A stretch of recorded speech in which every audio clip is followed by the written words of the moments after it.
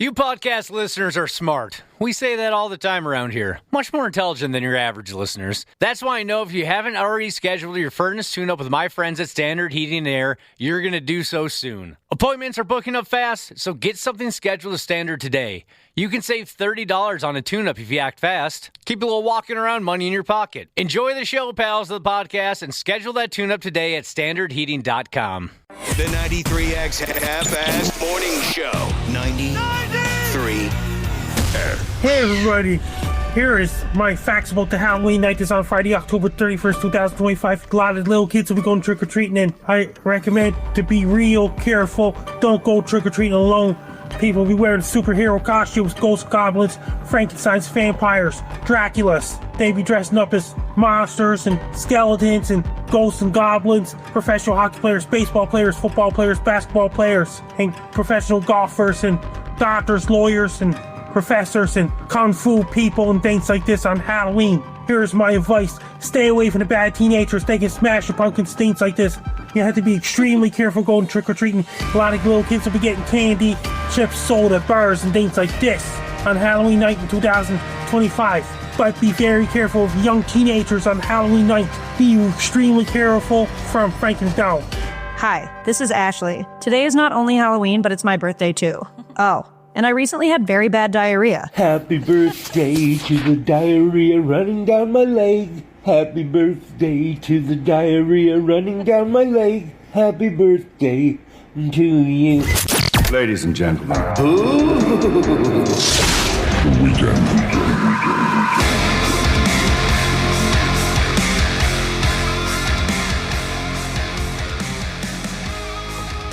Yes, happy Halloween and happy birthday to Ashley. And welcome to the friggin' Friday program here on the, what do we call it again, the 93X Half-Assed Morning Show. It's Halloween, and it's also Ashley's birthday. Everywhere as you go tonight, folks will be celebrating one or the other or both.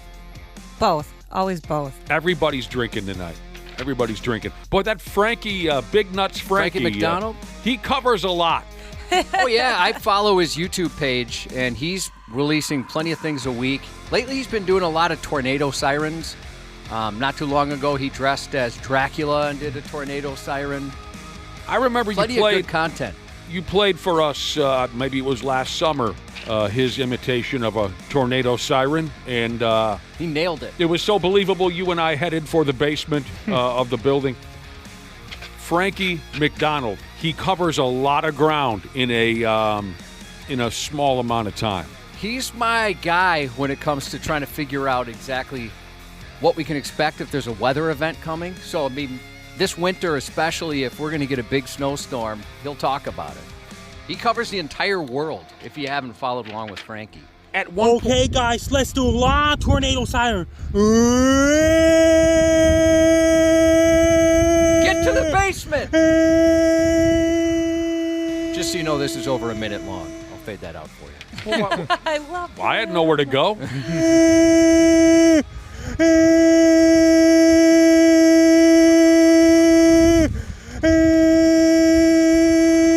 you ever seen him do a spinning one? Sometimes he'll do a spinning tornado Is he siren. caught too. up in the tornado while he's... I think that's kind of the gist. Or he's imitating the siren, actually spins. He's one of my favorite characters. When he was telling us all about Halloween there and warning us about, and it was valuable information, don't get me wrong, did he say something about look out for people acting like dicks? No, like teenagers. I don't think he said dicks. Oh. But he mentioned how teenagers, they can be trouble on Halloween. Well, I mean, even if he did say dicks, he wouldn't be making that up. There are some people tonight who are going to act like dicks. It's Halloween and Ashley's birthday, and like I said, that means everybody's drinking tonight. You must be a happy gal tonight, or today, I should say, Ashley. Yeah, I am happy. You love Halloween. Josh is presenting you with a present now. Presenting you with a present. Oh, sweet. What's that? Well, most importantly, he got me toilet paper. Yes. I know you after this week you probably could use some. I even Googled What, are we going to go get best Dana's house? toilet paper. Are we going to get Dana's house, Cubby? Yeah, you got a couple dozen eggs there, too. You can egg my house as well. It's her present. So that's a Google search of best toilet paper. This and that's is what the it came good up kind. with. Yeah. I love this kind. And he also got me a gift card to the place that I get tattoos at. I wish I could take credit for that. That was my wife's idea. She That's figured so kind of you. Thank you so much. Knock it off with the tattoos. It's great because then you can remember your kid's name. If you ever get stuck, you can just look. I'd imagine that's probably what. What's with the toilet paper, Josh? Do you and Ashley have conversations that Dana and I are not aware about? No, you're very much aware. She missed a day because of diarrhea. So I'm helping her replenish her stock. Oh, I thought maybe. We did run through some toilet paper. Yeah. Okay. Oh, yeah. So you could use some more in the house. I thought maybe I had missed something, and Ashley was a toilet paper snob or something. Have you guys ever had this kind? Oh, I've tried. I've I've tried every kind. I've never treated myself that well. Where it's got the cool, instead of like a regular tear, it's a kind of like a wave when you tear the toilet paper. Hell yes. That's fancy. I love that stuff. I am as experienced as you can get with toilet paper. I know all the brands, all the styles. I can tell them from a mile away. I know what I'm doing. I am a toilet paper snob. That is that's guest toilet paper. Yes. Where, so nobody in the whimsical. family is allowed to use that. That's just for guests. Yeah, Josh has mentioned before, frugal sumbitch that he is.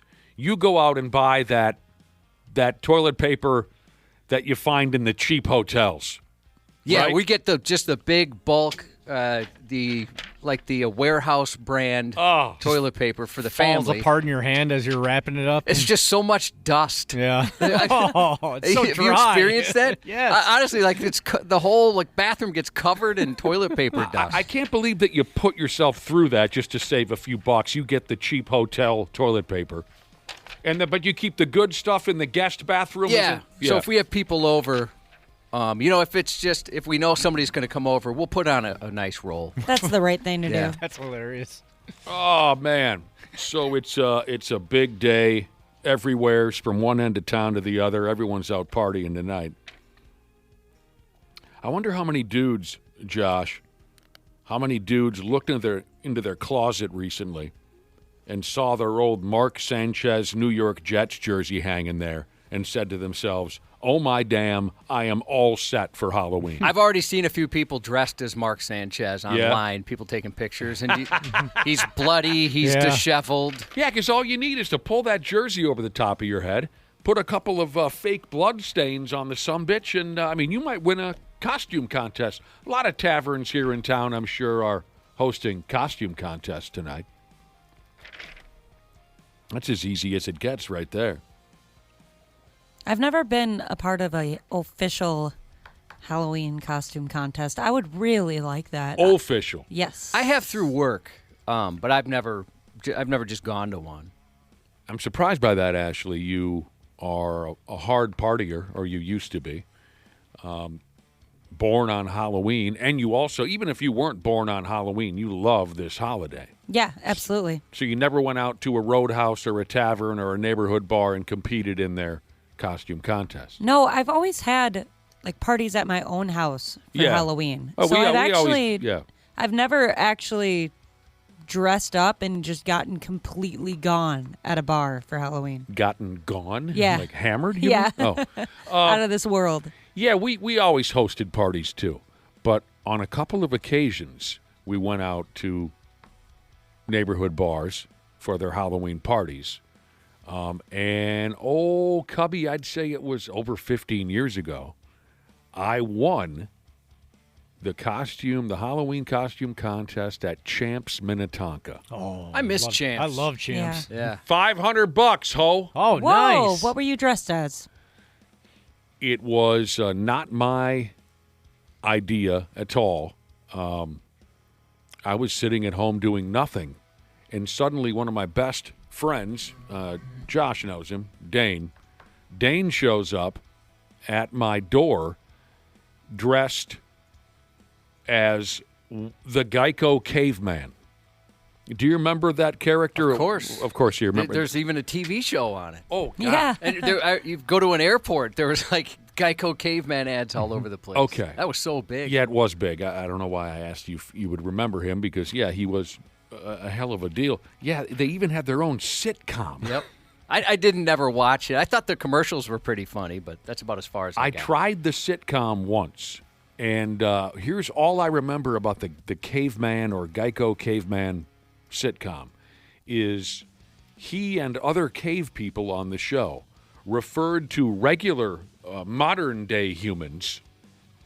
They referred to them as smoothies because we are so hairless compared to the caveman, right? Yeah. A derogatory term that the caveman used for regular people was smoothies. That's all I remember about it. So Dane comes to my door, and he was the absolute spitting image of the Geico caveman. At this point in the run of popularity for the Geico caveman, when this night happened 15 years ago, there were two of them. If my memory serves me right, Josh, there was one Geico caveman who did all the ads, and then suddenly he had a buddy also. There were two of them. Yeah, I only remember two. Oh, okay. So Dane says to me, we're going to this Champs Minnetonka Halloween costume contest.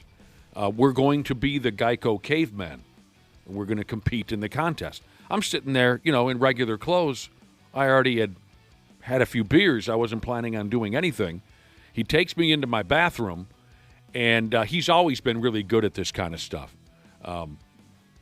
Makeup and wigs. He was the guy who I just told this story 1 or 2 days ago. He was the guy who we almost killed at my house when he came to the door looking like a homeless person. I just remember the story? Yeah. Okay. So he's always been really good at that kind of stuff.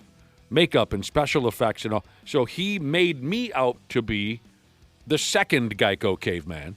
And it was, I don't have pictures of anything I've ever done with my life. Maybe one day I'll be able to find the pictures of this. But it was perfectly done. We looked exactly like the characters in the television commercials. And we went to the friggin' bar, and we won $500 friggin' bucks. That's really cool. Did you spend it all at the bar that night? I have no memory of what we did with that money. But So, yes. I can tell you this. We were drunk enough. By the time the costume contest happened, of course, they milk that until, nearly 1 o'clock in the morning so they can keep the crowd there. Mm-hmm. By the time we had won the money, Dane was drunk enough to pull me aside and say, you know what? This was actually all my idea, so, maybe you should give me your cut of the money. No, and buddy, I said, no. You made me out to look like a jackass. You're not getting a dime. I did my part. That's funny. Yeah, he thought he should get all the money. I should just hand him my $250 and we would. So there you go. What's your plan, Ashley? What are you going to do? I'm just going to go over to my brother's house and go trick-or-treating with the kiddos. Oh, yeah, you mentioned that. That's it. No birthday party, nothing, huh? Nope, not this year. I was thinking of having a bunch of people over, but that's just too much. That's a lot of work. You got to put out your guest toilet paper. Yeah, exactly. And I don't want to let them use the good stuff. Yeah, clean up a little bit. My house is a disaster. It is not fit for company at the moment. But it should be fun. I'm going as we're doing like the Sesame Street vibe because we have big cozy onesies. So my husband's Cookie Monster. I'm going to be Elmo, and then I wanted to do Oscar the Grouch for the baby, but I waited too long to order one online, so he's just going to be another Cookie Monster. That's cute. Absolutely adorable. Yeah. Very cute. Adorable. What the hell? I had something and I lost it. It was concerning Halloween. Maybe this is it. The top trending costume this year is, and help me out because I've never heard of this before, a character called Rummy from a television show called K-Pop Demon Hunters. Yeah, I couldn't tell you a character name, but I know that's insanely popular. Mm-hmm. Yep.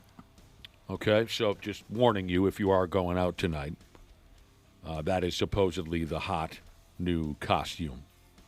Rummy from K-Pop Demon Hunters. It seems like anytime you start a sentence with the hot new, it's followed by something from K-pop Demon Hunters. Oh, yeah? It's incredibly popular. That's a big deal? Yeah. All I know about it is wildly popular. I couldn't tell you one other aspect or fact or tiny bit of info about it. I'm with you on that. What television channel do I find K-pop Demon Hunters on? Netflix. And it might have come from something else. I just know it from Netflix. One of your favorite guys does a voice on it, Ken Jeong. Oh, I know you're a Jesus. fan. He's a part of it. God. Ken Jeong, one of my favorite guys, he says. Daniel Day Kim's in it. I'm looking this up now. I like Daniel Day Kim. So would you know it if you saw it then? If you went to a party tonight, would you know? No. Or you wouldn't know. I No. wouldn't know. None of us would know. Well, there you go. Google, is that how you say it? Mm-hmm. They actually dumped a list of the top trending costumes from every year since the year of 2015. In 2015, it was Evie or Evie from something called Descendants. Familiar or not? Nope. 2016 was a miserable year. What? The top costume was You're crazy. Harambe the Gorilla. D's out for Harambe. Boy, did that joke wear me out in about 5 seconds. Yeah, I'm with you. 2017, again with Descendants. Uma, a character called Uma. Nothing? No. Yeah. Gosh, should I have seen this? I know the band, the Descendants. Don't know anything about the other What did thing. the band, the Descendants, give us, Josh?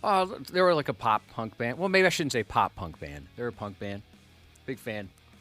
2018, a character called Skull Trooper from Fortnite. Yeah, I remember that. I think my son was actually the Skull Trooper from Fortnite. Dude. 2019, VSCO Girl. And I think there's some information here. The VSCO Girl, that trend was marked by oversized T-shirts or sweatshirts, shorts, Birkenstocks, scrunchies on the wrist, water bottles with metal straws, and mini backpacks. Are they just talking about the social media app? Visco is how I always say it. Oh, sorry. I'm sure it's probably just VSCO. Yeah, you're right, Ashley. I think that's exactly what it is. Oh, weird. Okay, yeah. Did I black out that year? I don't even remember that. Visco Girl is how I should have said it. Yeah, I mean that's what I've always said. 20 and 20. Okay, yeah. Exotic Joe. Yeah. That was such a weird time. I was telling 20 and 20 was a weird time? What? No, I mean That's a hot take, Ashley. the Exotic Joe situation. Me and my husband were talking about that the other day, and I was like, "Did you ever see that?" And I was like, "Dude, we interviewed somebody from that TV show." He's like, "What?" And I was like, "There wasn't a lot going on, really. We did. Everyone was trapped. It was inside. like the one cool person from the show. Yeah. I forget her name. I know. Yeah, it me was too. a lady. Yep. Wasn't it the person that lost their arm Yeah, or got yeah. bit? Yeah. Oh, yeah, it was a character who had an arm off. I was broadcasting from inside of a closet when we interviewed them. The year of 20 and 20 was a weird year. Yeah, and it came, I wonder if that show would have been as popular if it wasn't for everybody being locked down, having nothing else to do. I think it would have been popular, but It nowhere. would have, but not like it was. No, not a chance.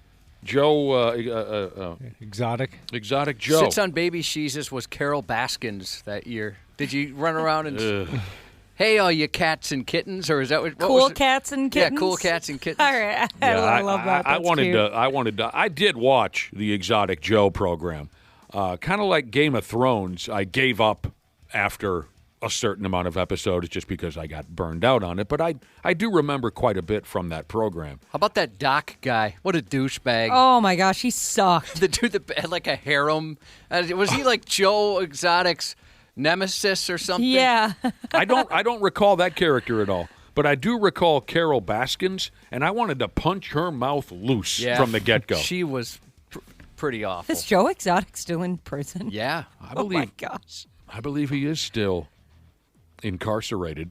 In the year 20 and 21, the top Halloween costume for that year was Rhea from something called Rhea and the Last Dragon. Yeah, another one I wouldn't recognize whatsoever. I've seen a preview for the movie, but... Do you like dragons, Josh? Oh, I love dragons. Why do you ask? I do, too. I was just curious. Oh. I like dragons. Josh likes dragons. Yeah, if you like dragons or have any thoughts on me and Nick liking dragons, 651-989-9393. Text us on that. Part of the reason why I gave up on the television show Game of Thrones is I just didn't think that the dragons were getting the attention that they deserve. So we've established that Josh and I both like dragons. In the year of 20 and 22, the top character was something called Huggy Wuggy. Man, I'm feeling old right now because I don't know any of these. I had to look that one up. I was hoping for help from you guys. Yeah, it nothing, seems like man. you and Ashley would know all of them. Right. No, I'm in the dark on pretty much all of these. It sounds cute. Is it cute, Josh? No. Well, I mean, cute in an evil way. Let me show you. Oh, my gosh. That's terrifying. You have a picture, Josh, of a Huggy Wuggy? I don't know if I can get this. What is that from? Don't worry about it. Don't worry about it. I won't be able to recognize it anyway. Yeah, I was hoping for help from you guys on this. 20 and 23, Weird Barbie. All right. You got me now. Kate McKinnon's character in the Barbie movie. Never saw it. Hey, Nick, here's Huggy Wuggy. Look at how creepy this little guy Wuggy. is.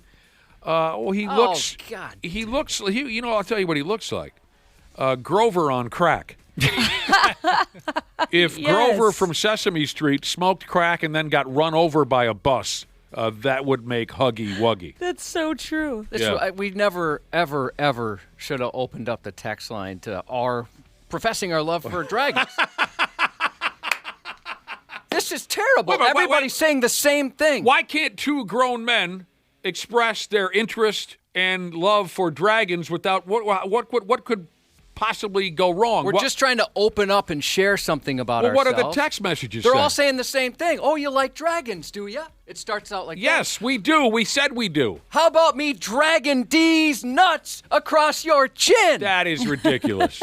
Well, we got to apparently move on to other topics. Nick, you're looking good. I appreciate that, Cubby. Are you like me? Are you into fitness? I have become enthusiastic about fitness over about the last calendar year. Yes, thank you for asking. Yeah, me too. Fitness and Wendy's, two of my favorite things. 651-989-9393. In the year of 20, then 24, that was only last year. If the calendar in front of me is correct, that was just last year. The top trending Halloween costume was Shrunken Head Bob from Beetlejuice Part 2. I like that movie. Me too. Never saw it! I mean, not as good as the first one, but it was still good. Which one were we just talking about? The second one or the first one? Second one. Was not as good as the first one. Do you like the first one? I do. Never saw it! What? You haven't? No, Really? No. Oh, man, that's one of my favorite movies. But I wonder if, like, 1988, when the original came out, if that shrunken head guy was popular.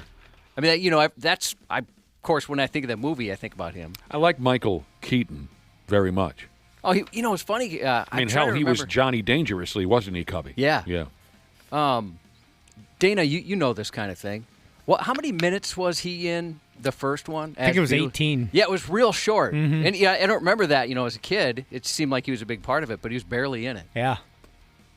All right, people are texting in after Josh and I said that we enjoy fitness. Because you were so immature about the dragons thing.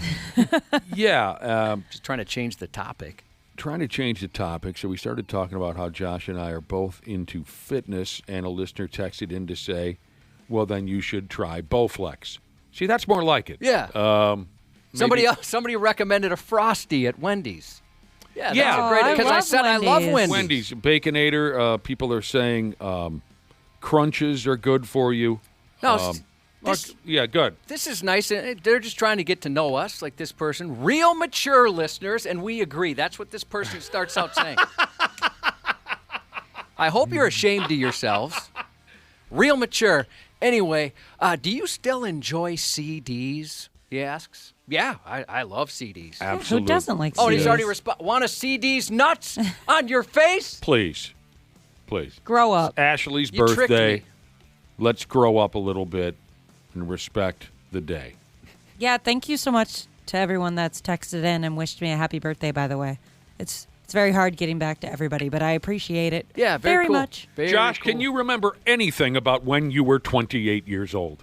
Can you tell me anything significant? Yes, I can tell you one thing. Go ahead. It's weird.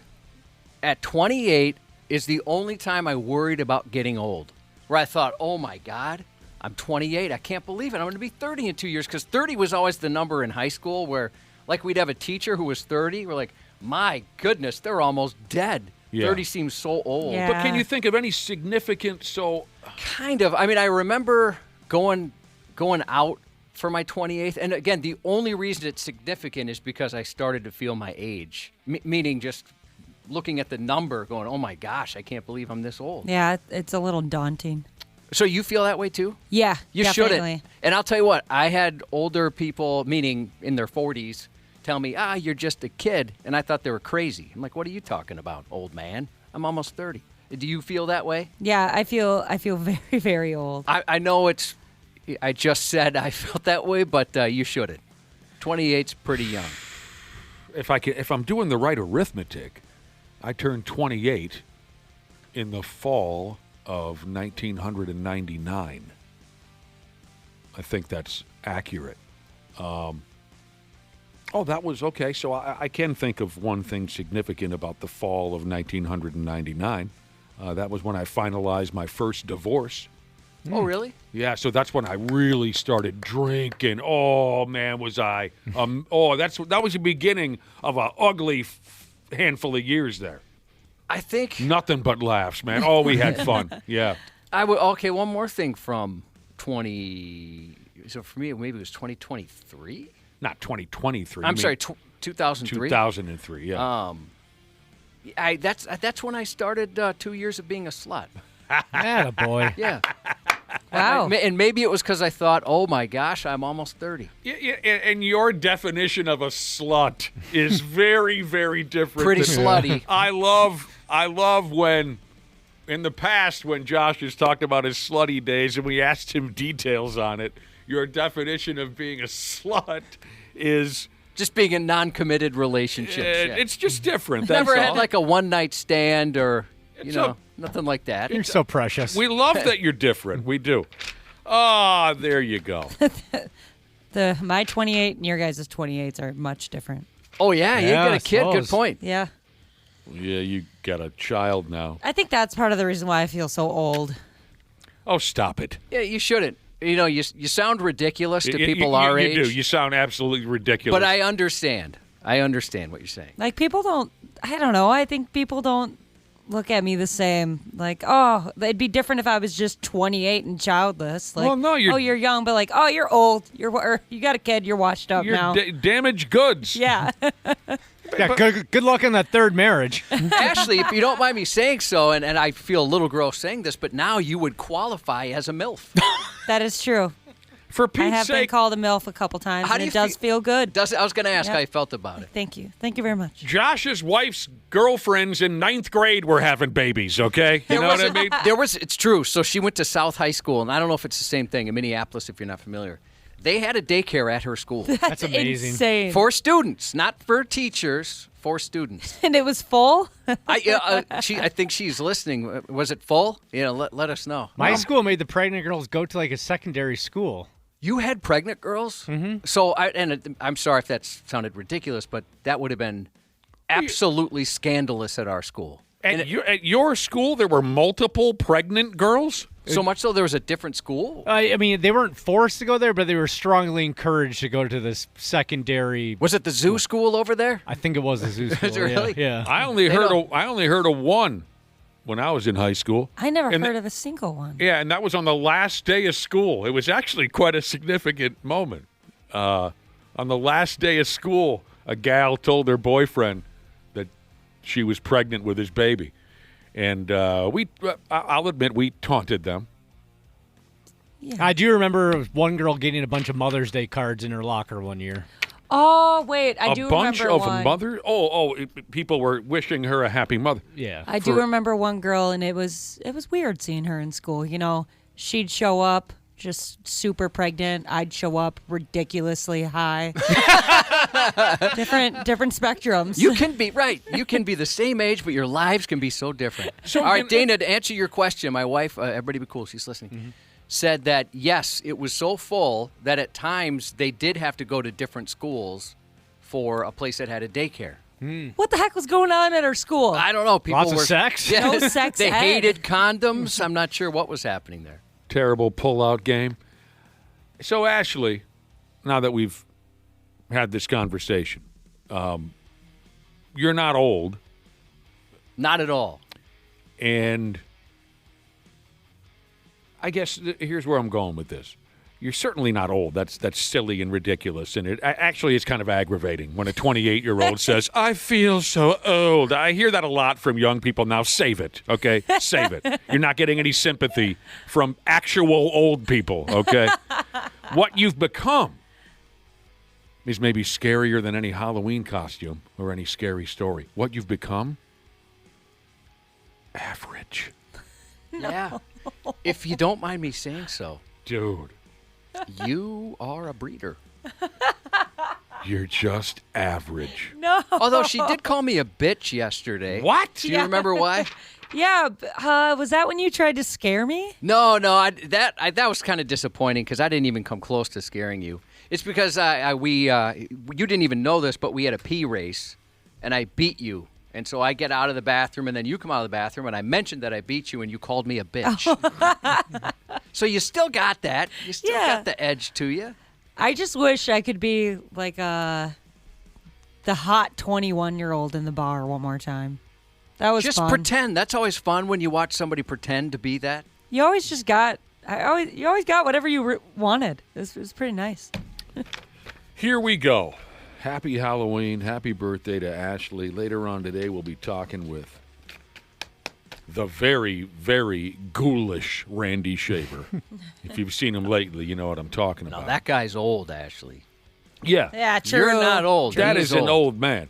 And a purple picker will jump on the air with us to make some predictions for Sunday's game.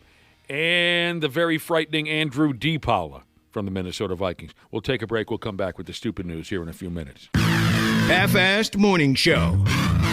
93X. You podcast listeners are smart. We say that all the time around here. Much more intelligent than your average listeners. That's why I know if you haven't already scheduled your furnace tune-up with my friends at Standard Heating and Air, you're going to do so soon. Appointments are booking up fast, so get something scheduled with Standard today. You can save $30 on a tune-up if you act fast. Keep a little walking around money in your pocket. Enjoy the show, pals, of the podcast, and schedule that tune-up today at standardheating.com.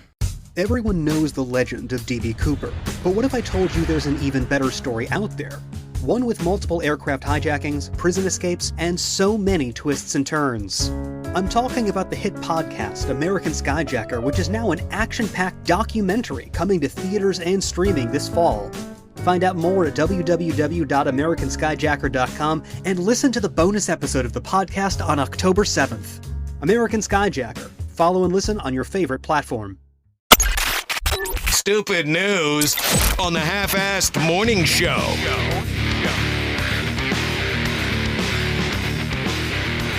Again, let us be the first to wish you a very happy Halloween, if you're into that kind of thing. Oh, just got a text message here from My Name is John Jesus, who says, Happy birthday, Josh. Oh, thank you so much. That's awesome. It's my birthday and only my birthday. Yep. It's actually Ashley's birthday today, but we appreciate the effort there, John. My name is John Jesus. Halloween and Ashley's birthday. Apparently the kids in Pittsburgh, Pennsylvania,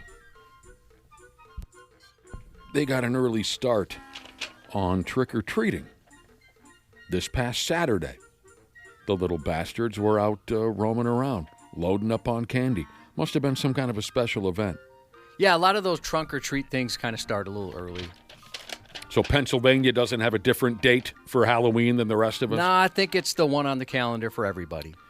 Speaking of special, one 8-year-old kid came back to his grandma house after trick-or-treating was all said and done.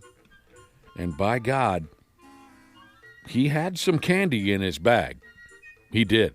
Nose candy coming. I'd hope it was an accident. I would hope that nobody's deliberately trying to give that away to kids. That's not a good thing. No. Nobody's trying to give that away to kids, man. That stuff is expensive. Yeah, that was a total accident. That person's pissed at themselves. Yep. That's how people talk in Pittsburgh? Did you hear At that? least that guy, yeah. You know how it is. It's you run out of candy and you're desperate. You're looking around. What do we got? Do we got some crackers here? Do we got some crack here? What do we hand out to these kids? They'll come back for more. You know what my folks used to hand out for the trick-or-treaters on Halloween for many, many, many years? Oh, gosh, like apples or something? No. Juice boxes. Oh, that's sweet. Yeah. Oh, as a kid, I used to think that was cool. I loved those My houses. parents never bought juice boxes. Yep, because I would, you're running around all night, and then somebody gives you like a Capri Sun or a Juicy Juice box. Oh, yeah. Yeah, it's not the same thing, like at every house. We had an old lady in our neighborhood. Everybody called her Grandma, and she would make popcorn balls. Oh, right? I loved that house. She'd dye popcorn balls, put them in neat little baggies. Did you call her Popcorn Grandma? No, just plain Grandma. Did you call her Balls Grandma? No, we didn't know how funny that would be later on. You see, because we had the same gimmick in our neighborhood. There was a lady older than the hills, and she would always make us cookies, so we called her Cookie Grandma. And by the way, your theory there on the cocaine in the kids' trick-or-treat bag, you're not alone in having that idea. This article about the kid finding cocaine in his Halloween bag said the same thing. They said this had to have been an accident because cocaine is so expensive. Nobody would just hand out a big chunk of it. Now, I don't know a lot about cocaine, but it does seem like something you could do if you're on cocaine. Make that mistake. I don't know anything about it either. So anyway, 8-year-old kid gets done with his trick-or-treating, comes back to his grandma's house. They empty the bag out onto the floor, and they found inside the little pot licker's bag, Grandma found a small knotted-up plastic bag. She upped and called the police, and they determined that this was the real deal. Nose beers. Happy Halloween to Grandma. Mine now. Movie studio fuel. My wife would always have a mom tax where going through the Halloween candy, she'd grab some. You'll have that mom tax coming up sometime, Ashley. Oh, I can't wait. My parents, I always gave them like what I considered the old people candy, like bits of honey. Love that stuff.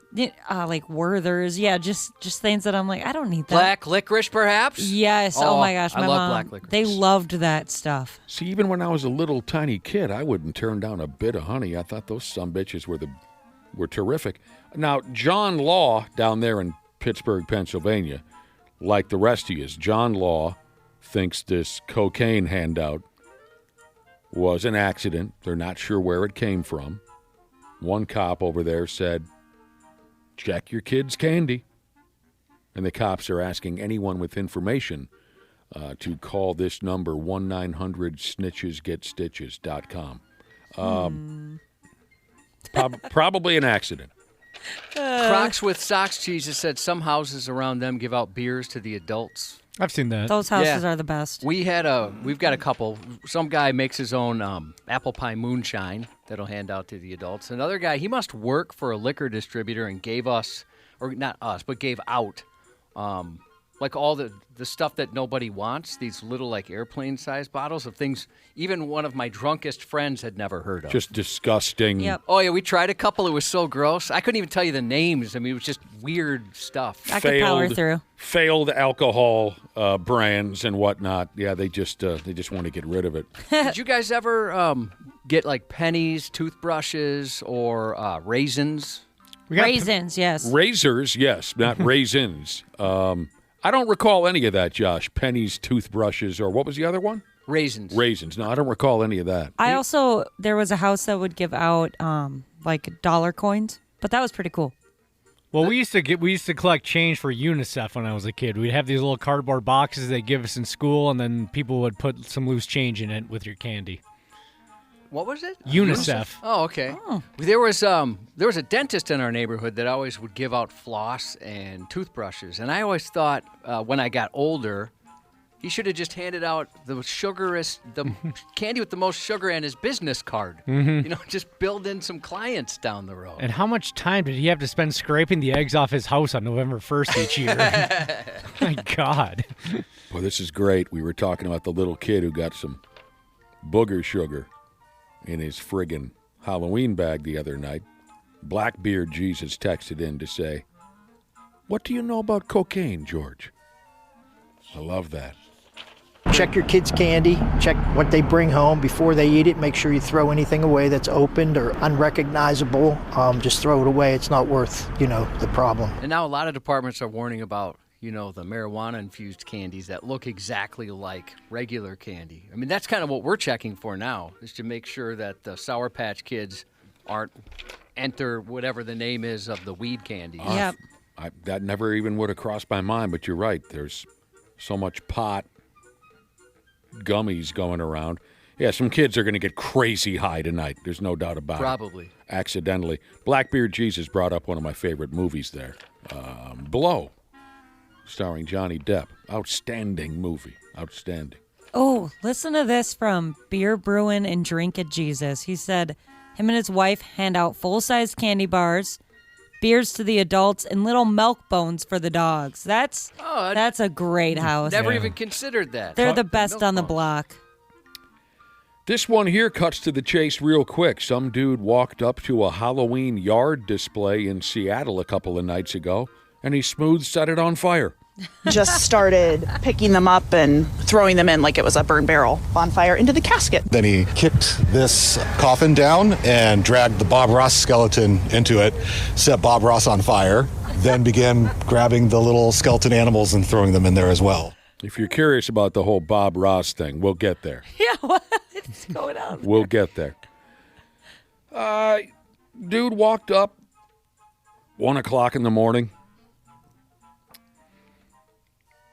Here he comes, probably hammered, just absolutely hammered, drunk. At least that's how I'm picturing the guy, just barely able to walk. He walks up on a Halloween yard display, set it on fire. Someone in the neighborhood chased the dude away, and the cops have no clue who the guy was or what the hell was wrong with the sumbitch. 1 o'clock in the morning, the people who live at the house, says here they're known for their elaborate Halloween display each year, and everybody loves it. Well, at least that's the way it seemed until Dinkus came along. It does seem like maybe he got into that Halloween cocaine candy or something to do something like that. Probably not just a Halloween hater. You heard the audio. He kicked over a coffin that was propped up in the yard. And pay attention now. And then he took the Bob Ross skeleton that was also in the yard for some damn reason. Bob Ross, the hippie painter guy from television, in case you don't Happy little tree. remember who that guy. Dude took the Bob Ross skeleton, molested it, and then set it on effing fire. Just disrespectful. Once the Bob Ross skeleton took to burning, the dude then started grabbing smaller decorations and tossing them on the Bob Ross fire. Do you think if Bob Ross had like a military haircut, we'd know who Bob Ross was? No. I still don't really know who he was. I think I've seen 5 total seconds of Bob Ross. I just hear the jokes and I hear the name. He painted things on television. It was nature very paintings. Yeah, it was very calming. Yeah, soothing. Watching that show. My knowledge of him has always been limited. So, but good question, because he had a big afro. So anyway, I don't mean any disrespect to Mr. Ross. I just was curious if your opinion, if his appearance really has everything to do with why he became so popular. He's a talented painter, no doubt. Yeah, if he didn't have, his hair is what made him. Didn't he have a squeaky little voice? I wouldn't say squeaky. He just was very calm. Yes. Very calming voice. And like Ashley said, happy little trees, puffy clouds. Kind of like he's calling a golf game or something. Yeah, play-by-play for a golf tournament. For cripe's sake, this fire spread to a bush, and it says here that the entire house on the property could have gotten caught up in the fire as well. A neighbor across the street noticed this disaster because he saw his cat staring out the window. And so he thought, well, what the hell's the cat looking at? He opens up the drapes and he sees the fire. He chased the jabroni down the street while other neighbors put out the fire. And it also started raining, according to the story, so that helped as well.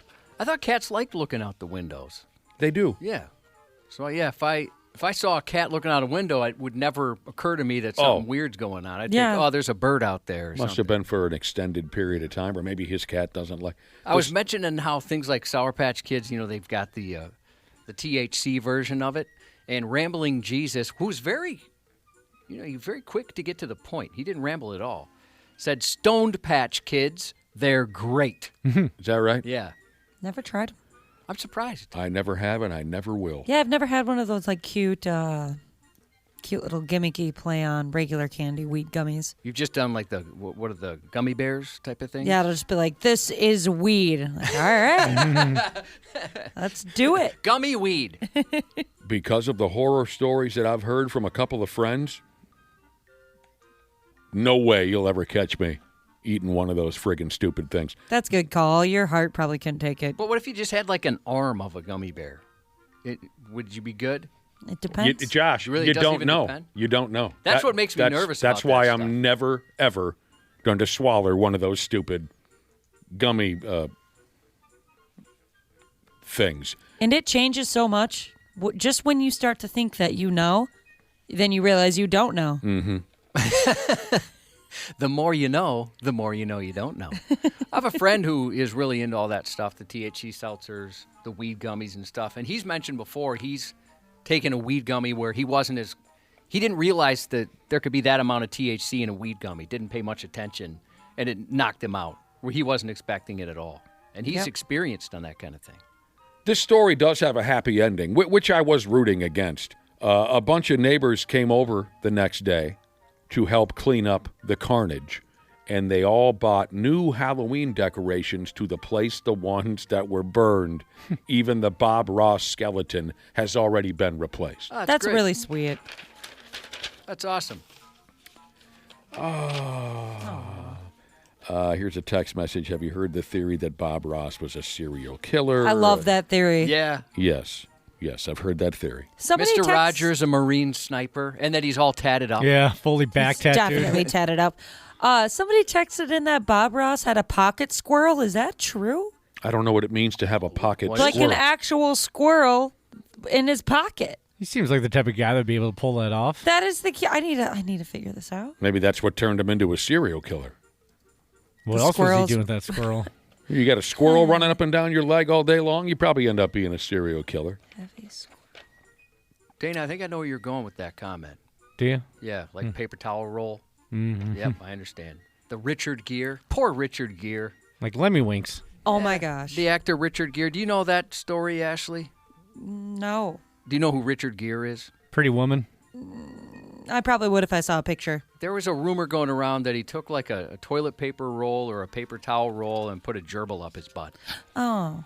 And yeah. That. So many people said it that I believed it as a kid. And He's had to put up with that for 30 years. Yeah. That's a I bummer. wish I would have been smart enough back in the day, or even smart now would be nice too. But where I'd realize that's BS. That never happened. But I believed it for years. How could you be dumb enough to believe something like that? But people did. Yeah, they did. I mean, that poor guy. You're right, Nick. He's had to live with that forever.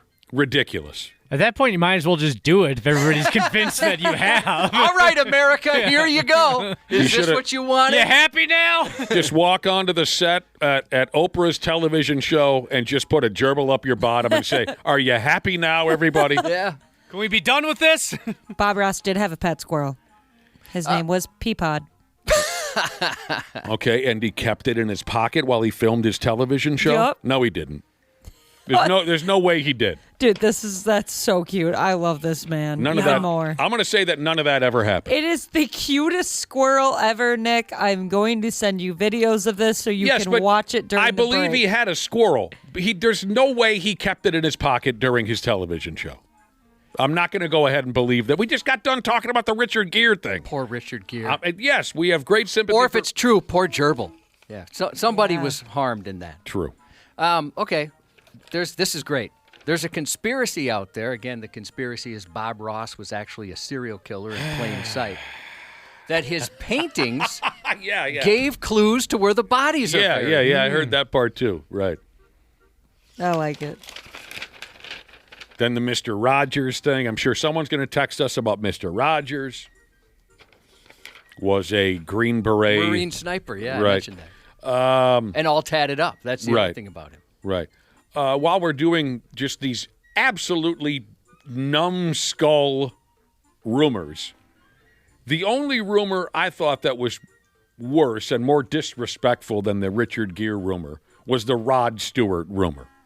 That he had to have his stomach pumped. Oh, God. So gross. Come the hell on, everybody, please. You've heard that one, Ashley? Yep. Have you, Dana? Yep. So stupid. I kind of want to start like a weird rumor like that about one of you guys. Tell you go what. ahead. I don't care. Ashley, if you can get it to take off the way the Richard Gere thing did, there's no way either Josh or I could even be mad at you. If you could get it to gain that much steam, we couldn't even be mad at you. Could it be complimentary? Like, you know why he has a bad neck? He doesn't need to have a rib removed to please himself orally. He's that big. Or would you go something terribly insulting? It's got to be terribly insulting. And damaging? That's what makes it fun. Yes, Marilyn Manson was on the Wonder Years. Okay, what's the, someone said check out the Garth Brooks rumor. Okay, I don't know that. I don't know much about Garth Brooks. Oh, I didn't know that. Except he did a poor song of covering Hard Luck Woman by Kiss. He did a poor rendition of Hard Luck Woman by Kiss 30 years ago. People are saying the rumor is that Garth Brooks is a serial killer. Oh, yeah. Yeah. Okay. Yeah, I see it now. Oh, my gosh, because I guess you can connect some of his tour dates with missing person cases. Lord. Let's stop doing this to people. Oh, that's kind of fun. Can we stop doing this to people? I bet there's a podcast about this. There's got to be, right? Back to Halloween here real quick. Don't get me wrong, though, if you hear any more insane, beyond stupid rumors about famous people, I'd love to hear them. But back to Halloween real quick. My damn, did we ever do some damage to our neighborhood on Halloween, the year of 1988. We smashed easily 50 mailboxes into dust with pumpkins that we snatched off of folks' front steps and whatnot. We'd drive by real fast in a motor vehicle, unleash a pumpkin out the car window, and watch those mailboxes pop like a zit on prom night. The worst we ever did was pumpkin smashing with, not mailboxes, but I did lose a longtime friend because of pumpkin smashing. Her mom, everybody in the neighborhood, figured it out that it was us the night before, and her mom made her stop being friends with me because of that. You smashed their pumpkin? No, we just because of the mayhem we started in the neighborhood. She was so mad that I was a bad influence. Oh, you were just generally raising hell in the neighborhood. Yeah. And her mom was like, you can't hang out with that girl anymore. It was all of our idea. It was wrong what we did. I know that now. Yeah. But when I was 17, I considered it the greatest accomplishment of my young life. Did you ever feel guilty smashing people's pumpkins and whatnot? No. Oh, I would have. I just think that, especially jack-o'-lanterns, I could never be a part of that. So, they put a lot of effort into that. Yeah, I felt bad the next day. I felt a little bit bad about the mailboxes. When I got older, I thought, what a pain in the ass that must have been to wake up one morning and you no longer have a mailbox. What a pain in the ass. Yeah, gosh, that would piss me off so much. Right. When I got older, it dawned on me. Well, we really pissed some people off. But I never felt bad about just picking up a stupid pumpkin and smashing it on a driveway. Who gives a rat's ass? I mean, what are these folks going to do the next day anyway? They're going to throw it in the woods anyway. That's a good point.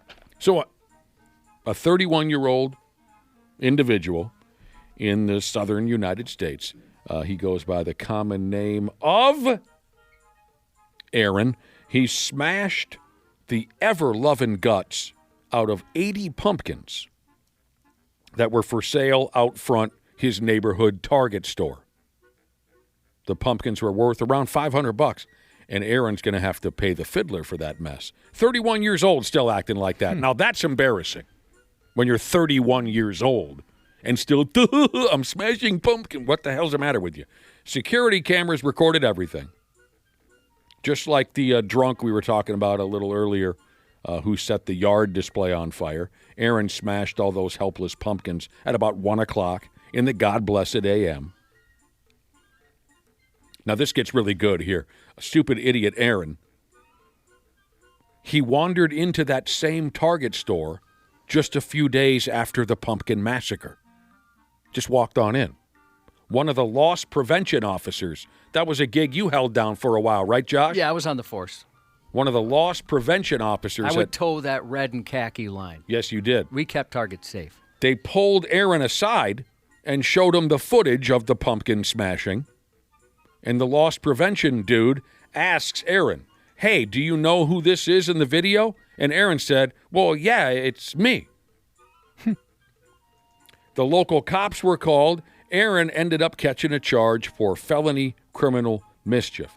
And when the police asked Aaron why he did it, and remember, this friggin' plug is 31 years old. When the cops asked him why he smashed all the pumpkins out front the Target store, he said that he was blowing off some steam because someone was messing with him on Facebook. They always return to the scene of the crime. Why, again, more misplaced anger. It's not Target's fault. Dude, you're effing 30. Yeah. He was blowing off some steam because someone was messing with him on Facebook. It seems like it was justified. Here's a pumpkin fun fact that Cubby set aside for all of us. Thank Josh for setting this aside for all of us. No, don't. Thanks, do that. Josh. I don't need that. Dana. Thanks, Josh. It's a pumpkin fun fact. There is a new record for the world's heaviest pumpkin. Two idiot British brothers set the record for heaviest harvested pumpkin. This big fat-ass vegetable or whatever a pumpkin is weighed in at 2,819 pounds and 4 ounces. They gave the pumpkin a name. I'm not going to tell you the name because it is so stupid and British-sounding, I won't say it. But, congratulations. You grew a large pumpkin. I think it's a Harry Potter reference. I'm not going to say it. All right. Then we won't say it. They better crack it open and make sure there's no overweight guys inside. You know what? That was a hilarious bit. Is that a Harry Potter reference? No, it's a Family Guy. Family Guy. Family Guy? They cracked open a pumpkin and there was a fat guy in there? Yeah, and it turns out that everybody's pumpkins that they submitted into this pumpkin contest had fat guys in there. Yeah, they were cheating. Like adding weights to a fish. Oh, I see. Yeah. So they weren't saying that fat guys are born inside of pumpkins. No, which would have been funny, too. Like, what did you just say, Data? Oh, like, putting some weights in a fish. Yeah, right. To make it heavier. Oh, so that's how you win the heaviest pumpkin contest on the Family Guy television. And Peter was in one, right? Oh, yeah. Really had to use the bathroom. That was great, Ashley. I was hoping you guys seen that. Oh, yeah. We can continue to rap about big, dumb, oversized pumpkins for another minute or two if you want to. This is cute. Tell me that you want to, Josh. I definitely want Okay, good. A dude out there in Utah. This is tough. Tough. Everyone has to go through it. He finally had to put his 35-year-old Geo Metro out of its misery. That is an impressive lifespan for a vehicle, especially the Geo Metro, which didn't have the best reputation. Everyone's had that favorite car that you didn't want to see it go. Yep. I wanted a Geo Metro back in the day. You did? Mm-hmm. My insurance guy talked me out of it. Why did you want a Geo Metro? It was cheap, and I needed a car, and I talked to my insurance guy. I was like saying, "Hey, how much? What's the difference in price for insurance prices between a couple of vehicles I was looking at?" So you were so broke you couldn't even afford the Geo Metro? No, well, he told me I was looking at that and a Honda Civic. And he's like, "Get the Civic; it's an investment." Dude, your Honda Civic was cool. It was cool, and you know what? He was right. I sold that thing 2 years, 60,000 miles later, and I lost only $600 on it. And don't start with your smart mouth texts. You didn't ride inside Cubby's Honda Civic. I did. It was cool. But it smelled like farts. Yeah, that's because I dated a girl that farted a lot. Yeah. So a dude out in Utah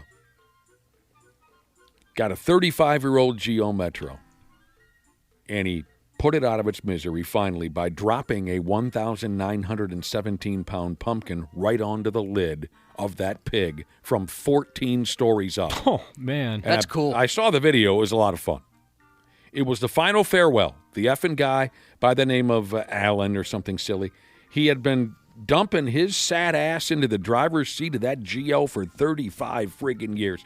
A 1991 Geo Metro. Recently, that vehicle finally took a massive dump. It stopped running. And Alan said, "You know what, girl?" He referred to his Geo Metro as a female. "We're going to go out with a bang, by God," he said. "You'll dig this. The pumpkin belonged to Alan. Dude had the 1,917-pound pumpkin laying around his house because he had just won a contest with it. He took first place in the Utah Giant Pumpkin Festival Pumpkin Weigh-Off. So, when the time came, the pumpkin was hoisted about 14 stories into the sky by a crane at a place called Hee Haw Farms. They cut it loose, and that Metro was turned into garbage. Is the video up on our website? No, but I can put it up there. The next stop for Alan was the local used car dealership where he upped and bought a 1994 Dodge Shadow. Oh. For $375. That's another car I wanted, the Dodge Shadow. You wanted the Shadow? Yeah. My grandma had a Chevy Celebrity. It was poop brown. Yeah. Remember that car? Yeah, of course I do. And I remember the poop brown color. Yeah, that's the one she had. Oh, God. My buddy had a Vet.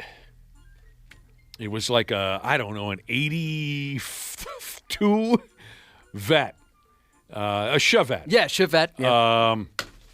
And it was the most grotesque, just diarrhea brown. Ugh. Oh, it was terrible. Terrible. But it can happen. And, you got to do what you got to do. A friend of mine, here we are in the year 20 and 25, just bought a car for $250. That's How? crazy. Yeah. That's not I was fair. just looking. I looked at the average price of a new car. There's an article on how expensive things are now, and the average for the first time ever, it's over $50,000 for the average. Good right? Lord. Obviously you can get cars for less, but on average, crazy. And let me tell you something. My dad's rolling over in his grave. I just rode in this $250 car, and he got ripped off. Oh, even at $250? It is, dude, it's one of the worst running motor vehicles, but he's got to do what he's got to do. I'm just fascinated that you could buy a car for that price in the year 20 and 25, but he got it done. He drove it to our Turtle Lake showdown. Well, if it from made here? it there. From the cities, yeah. And I rode in it for a brief period of time, and it was friggin' frightening. We pulled out in front of a semi, which was a quarter mile away, and he was standing on the gas pedal, and that semi almost killed us. You know what I'm talking? Zero acceleration. He pulls out in front of the semi. It's way off in the distance, and the driver, my pal, of this $250 car says, "Uh-oh." And I'm like, "What do you mean?" He's like, "Oh, I don't know." And I mean, he's standing on the gas. There's zero. I couldn't believe in what horrible shape, but that's his ride right now. That's his ride, saving himself a few bucks. Sports on the 93X Half-Assed Morning Show. Kaprizov fires, it's tipped, intercepted, and the shot at the empty net will make it 4-1 Penguins. See, I don't even think play-by-play announcers should say a word when an empty net goal happens. Just leave some awkward silence. Don't even acknowledge it. To show you don't approve. Anthony LaPanta, and he's doing what he's got to do. He's doing his job, but I think a new movement should be made where play-by-play announcers do not acknowledge empty net goals. Just let it be quiet, because it's disrespectful to the game. The Pigs just aren't getting it done. They're getting whooped. Night after night. 4 losses in a row at home. 8 out of the last 9. Lost to the Pittsburgh Penguins. You know a lot more about hockey than most people. Is it fair to say they're having a slow start to the season? Oh, man. It's not very often where the crowd just ups and says, I'm going home. Over, you know what I'm talking about? At the rink they got in St. Paul, that crowd's usually pretty dedicated. They just upped and left. So that's happening. Golden Gopher hockey lost last night, too. Last night's episode of Thursday Night Football, the winners turned out to be the Baltimore Ravens. Tonight's Game 6 of the World Series. I'm very much looking forward to this tonight. See if the Blue Jays can wrap it up. In a half hour, we will talk to Randy Shaver, and we'll also have a visit with Vikings long snapper Andrew DePaola. We got so much to do. I got to get this Purple Pick'em sumbitch organized. We got to get some predictions on the air. But don't go anywhere, it's because Cubby's News Report's coming up next. Half-assed Morning Show. 93X. You podcast listeners are smart. We say that all the time around here. Much more intelligent than your average listeners. That's why I know if you haven't already scheduled your furnace tune-up with my friends at Standard Heating and Air, you're going to do so soon. Appointments are booking up fast, so get something scheduled to Standard today. You can save $30 on a tune-up if you act fast. Keep a little walking around money in your pocket. Enjoy the show, pals of the podcast, and schedule that tune-up today at standardheating.com. Start your day with America in the Morning. I'm John Trout, your host. From Breaking News. The U.S. Supreme Court with rulings shifting gears. Apple has released a new iPhone. Here's the Wednesday Business Report. It's far from a seller's market. To politics and entertainment. Moving into scary movie season, so why not another Conjuring movie? Shifting gears, Powerball jackpot is now the third largest ever in history. Live long and prosper. America in the Morning. Fresh each day. Follow and listen on your favorite platform. Half-assed Morning Show. 93X. You know what that means, right? You get caught doing 50 miles over the posted speed limit on any roadway in the state of Florida. It's an arrestable offense now. So you are being placed under arrest. Wait, so where am I going? To Lee County Jail. Are you serious? I'm sleeping there? I am 1,000%. A 19-year-old adrenaline junkie in southwest Florida hit the gas and then slammed straight into reality. Deputies said the teen rocketed through Fort Myers at a ridiculous 106 miles an hour, speeds typically reserved for fleeing hurricanes, not date-night drop-offs in that state. Then once the law lit up behind him, he blamed Mom.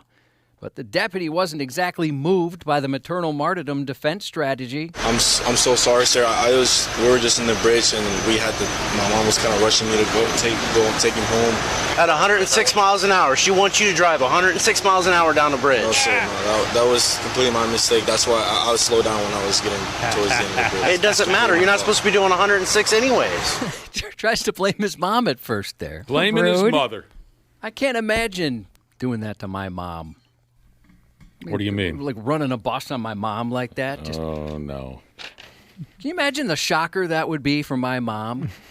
Just knowing, I could just picture her mouth agape, just mouth wide open. What are you doing? Not being able to understand why her son would do that to her. Imagine, what if the cop took her to the can and she had to spend a night in jail? Took her where? To the can. That's the name for jail, right? That is a slang term, yes, for something. Yeah, it's a real bummer. It's a slang term for a couple of different things. 651-989-9393. According to the Lee County Sheriff's Desk, it's almost like you just poured gasoline all over yourself, right? You're going to have to explain this to me later. And you've got a book of matches in your hand. Uh-huh. Okay, I'm going to check the text messages then. Well, just if somebody wanted to talk about, speeding or something. I see something bad approaching. He told officers his mom insisted he hurry home, which is why he was driving so fast. That's so weak. Instead, the teen got an introduction to Florida's new super speeder statute, a new law granting cops the power to cuff anyone cracking triple digits.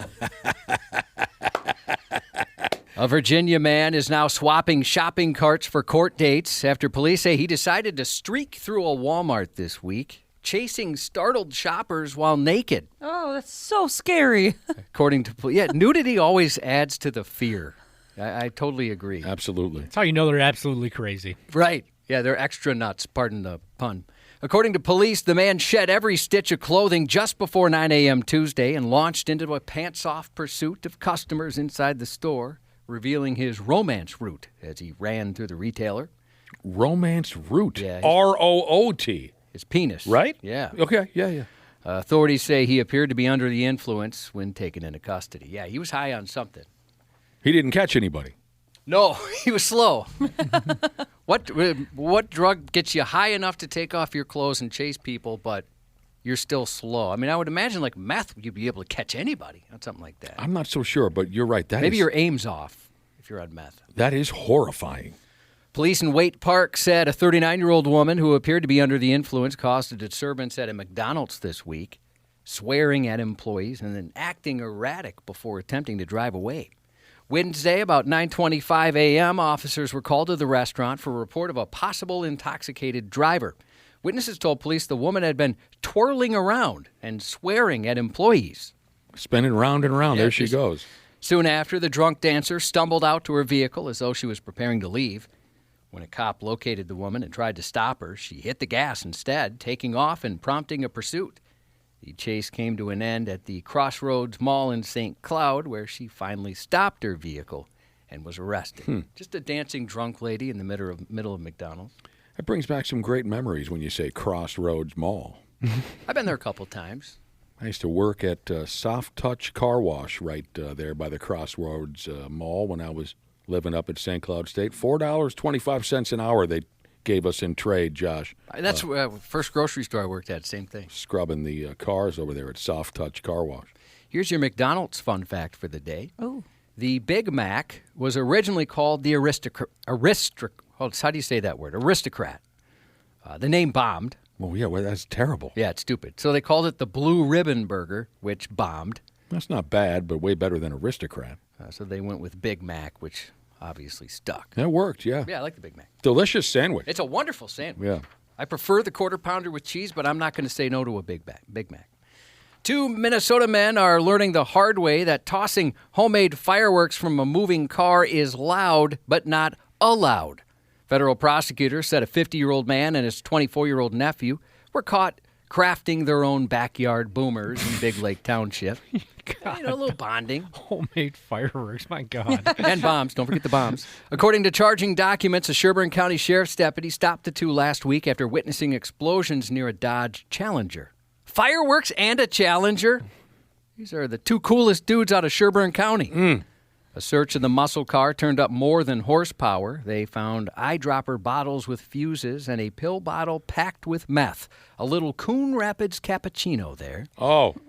During a second search at the uncle's home, deputies spotted a Toyota Corolla with an accessory you won't find at AutoZone, a taped-up object with a fuse poking out.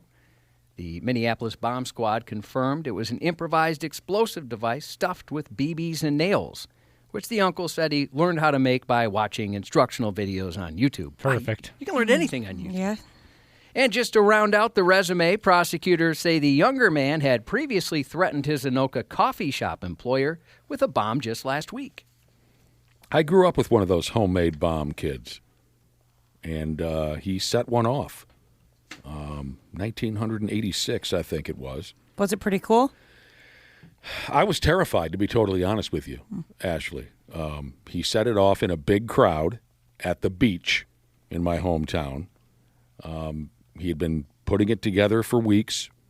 He brought it down to this, town party at the beach, and I did not have the balls to stop him. I was horrified at what might happen. And he placed it. It was kind of wrapped in a paper bag. It looked inconspicuous enough. He taped it up all together and went and placed it amongst the crowd. I mean, looking back, this is just pure psycho stuff. Yeah. And this individual committed an offense years ago to where he'll never be free again, just for the record. But I was nervous and afraid of the situation all day. I didn't have the balls to stop him. And it what's the word they use in the bomb business, Josh? It exploded. Exploded. But it was just like a puff of wind. It was if you were standing nearby, you probably just felt some wind on your ankles. Instead of going ba-boom and killing everybody, which is what I thought was possible, it just kind of went. Oh, well, thank God. Yeah. Thank God he didn't have YouTube to build a better bomb back then. Yeah. I still am a little pissed at myself for not having the balls to say, no, dude, we're not doing this. But like you said, luckily, he was 15 years old, he thought he knew what he was doing, but he did not. We had an older kid in our neighborhood who was probably about that age, and he had I wouldn't say worshipped, but as close as you can. We looked up to this kid. And, he's an older kid, and when you're little, older kids always seem so cool. Yeah, he probably had a little mustache and whatnot. But what he did have was he had a video game system. He had, like, Chinese, those throwing stars and swords, nunchucks. He was a lethal weapon. And I like this kid, too. He would make those pipe bombs. He had, like, giant chains that he used to tell us he'd get in these big fights with, and we were... What? And He's in chain fights? Yeah, and he made his money by babysitting all the kids on the block. I gotta look. God. I was just thinking, he's got a unique name, too, so I bet he wouldn't be tough to look up. I should look him up, because I could imagine him in prison somewhere now, like kind of looking back at some of the things he would do. So the parents in your neighborhood obviously didn't know what this kid was all about. Oh, no. He was being hired to babysit. Yeah, he was our babysitter. Yeah, and amongst all the other kids in the neighborhood. A California man's now on his way to prison after authorities say he tried to smuggle meth-soaked clothing, including a full-size cow onesie, into the country. I'm sorry, he did what? He tried to smuggle some meth-soaked clothing, and then that full-size cow onesie, coated in meth. Huh. And then what do you do from that point? Do you know? Yeah, I'll explain here. You suck on the clothing? If you want. The 31-year-old aspiring international drug courier checked 2 suitcases before boarding a United Airlines flight from LAX to Sydney. According to the criminal complaint, Transportation Security sent the bags through an X-ray machine, and something immediately looked off. Curious, they pulled the luggage aside for a closer look. When officers opened the suitcases, they found them packed with white and light-colored clothing, all of it unnaturally stiff and coated in a strange white residue, which easily could have been sperm, but thankfully was not sperm. God help us all if that was sperm. It was meth, pure powdered Coon Rapids prison glitter. Authorities estimate more than 2 pounds of the drug were concealed in that fabric. Investigators believe the man had soaked the clothing in a meth solution, hoping the liquid would evaporate over time, leaving behind a powdery coating which could later be separated from the fabric.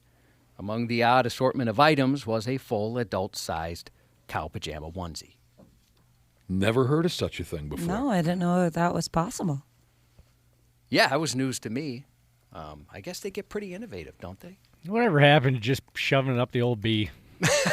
Come on now.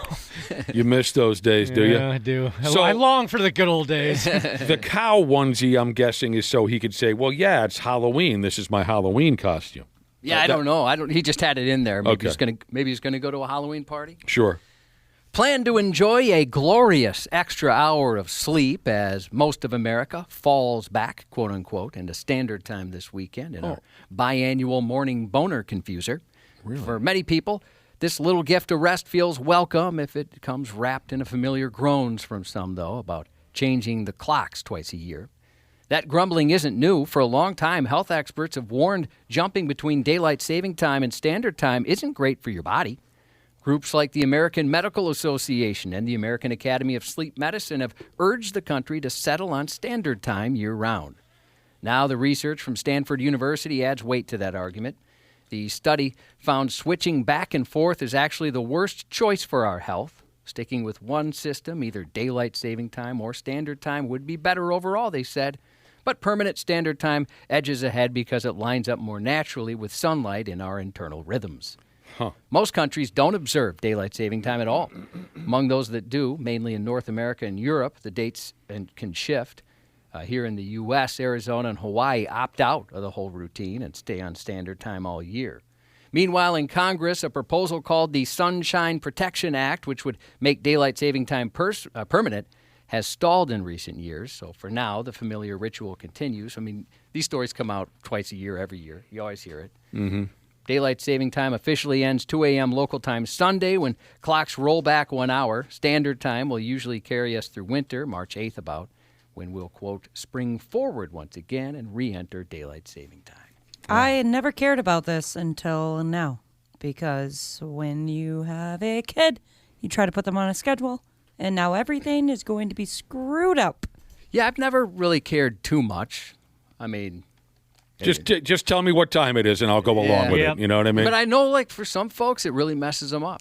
It was always weird working overnights, trying to figure that out. You know, it get kind of confusing. Right? Oh, yeah, I bet. I know a lot of deer hunters are very happy this year because usually it falls on opening weekend of deer hunting, and you don't really get to enjoy the extra hour of sleep because you're up when the sun is up anyway. You don't have to be. I just liked when I was young and partying because 2 o'clock became 1 o'clock and you got that extra hour of bar time that, you didn't really need, but at the time you thought you needed. It just seemed like around here nobody could figure it out, meaning it's like, well, wait, am I working until the new 5 a.m. or the old 5 a.m.? And people would screw it up constantly. Randy Shaver. On the Half-Assed Morning Show. It's been great. I feel like he has the confidence to do what we expect him to do. It's just all about having that energy and just think about one play at a time, not, think about the big play and, making the best play of the game or being perfect throughout the game. It's just all about just taking one play at a time. One play at a time, he says. Hey, Randy Shaver, what's going on, brother? Good morning. Good morning right back at you. The Minnesota Vikings play in Michigan this weekend versus the Detroit Lions. Coming up is a guy who's going to be right there in the mix, trying to bring home a win, Vikings long snapper Andrew DePaola, who is brought to you, our weekly chats with Vikings captain and 3-time Pro Bowler Andrew DePaola is brought to you by Luther Kia of Bloomington.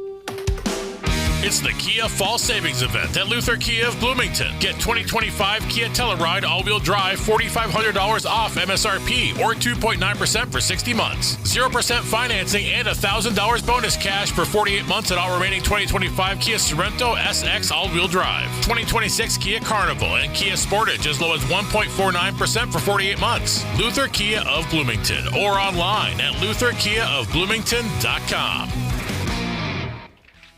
I'll be dipped. Happy Halloween, Andrew. Happy Halloween, guys. Are you scared? I don't know. It depends on what the next thing you're going to ask is. Well, how about this? An easy and innocent one. Are you going to be taking the kids out tonight? Is that part of your responsibilities? Yay, or are you handing out candy? What are you doing? Yeah, we usually take the kids out like early-ish.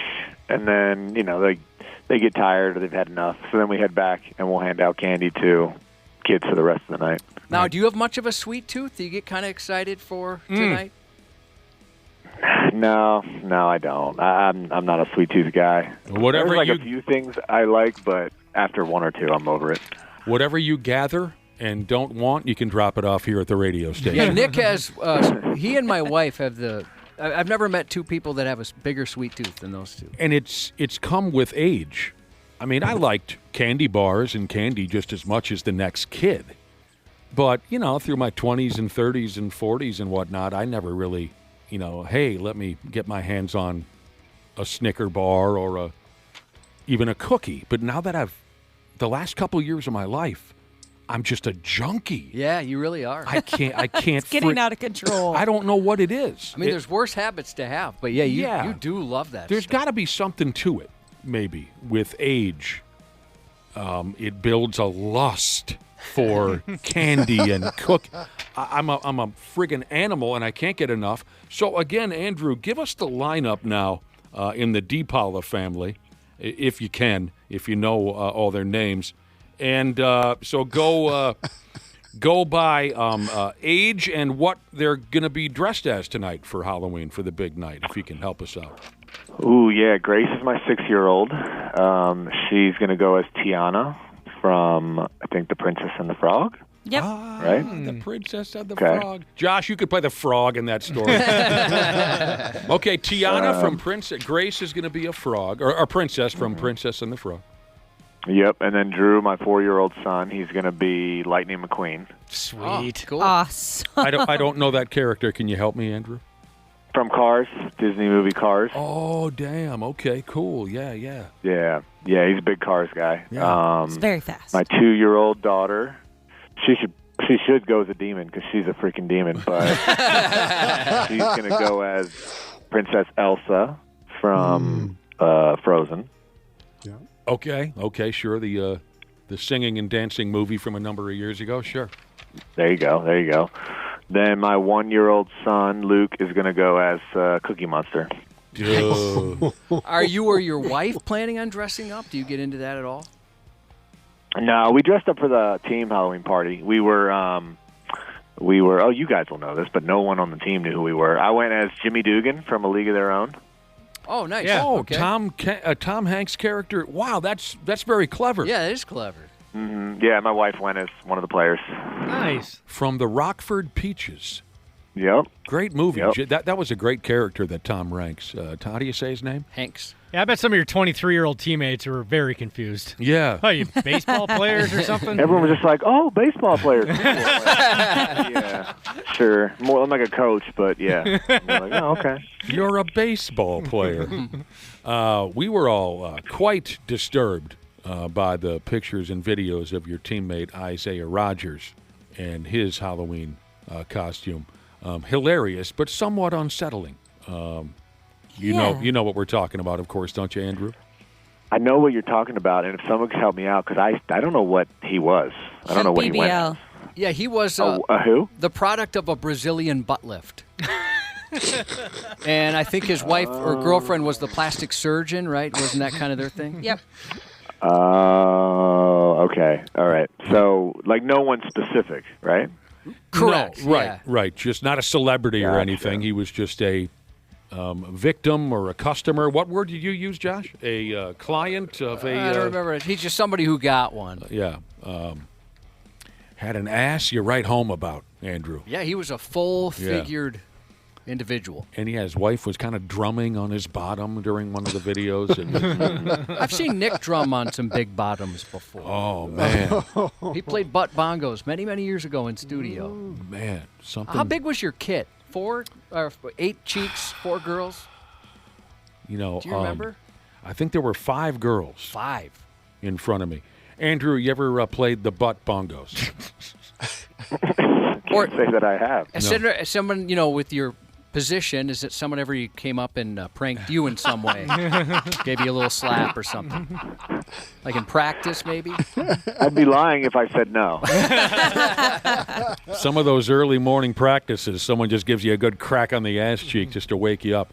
Oh, years ago, we had the girls of Rick's Cabaret in studio, and they all wear those thong underwears. And they bent at the waist and set up for me a butt bongo set. And I played along to, I think, Bark at the Moon by Ozzy Osbourne. Did you do Over the Mountain as well? I did Over the Mountain. I did 2 Minutes to Midnight by Iron Maiden. And I played the butt bongos. My damn.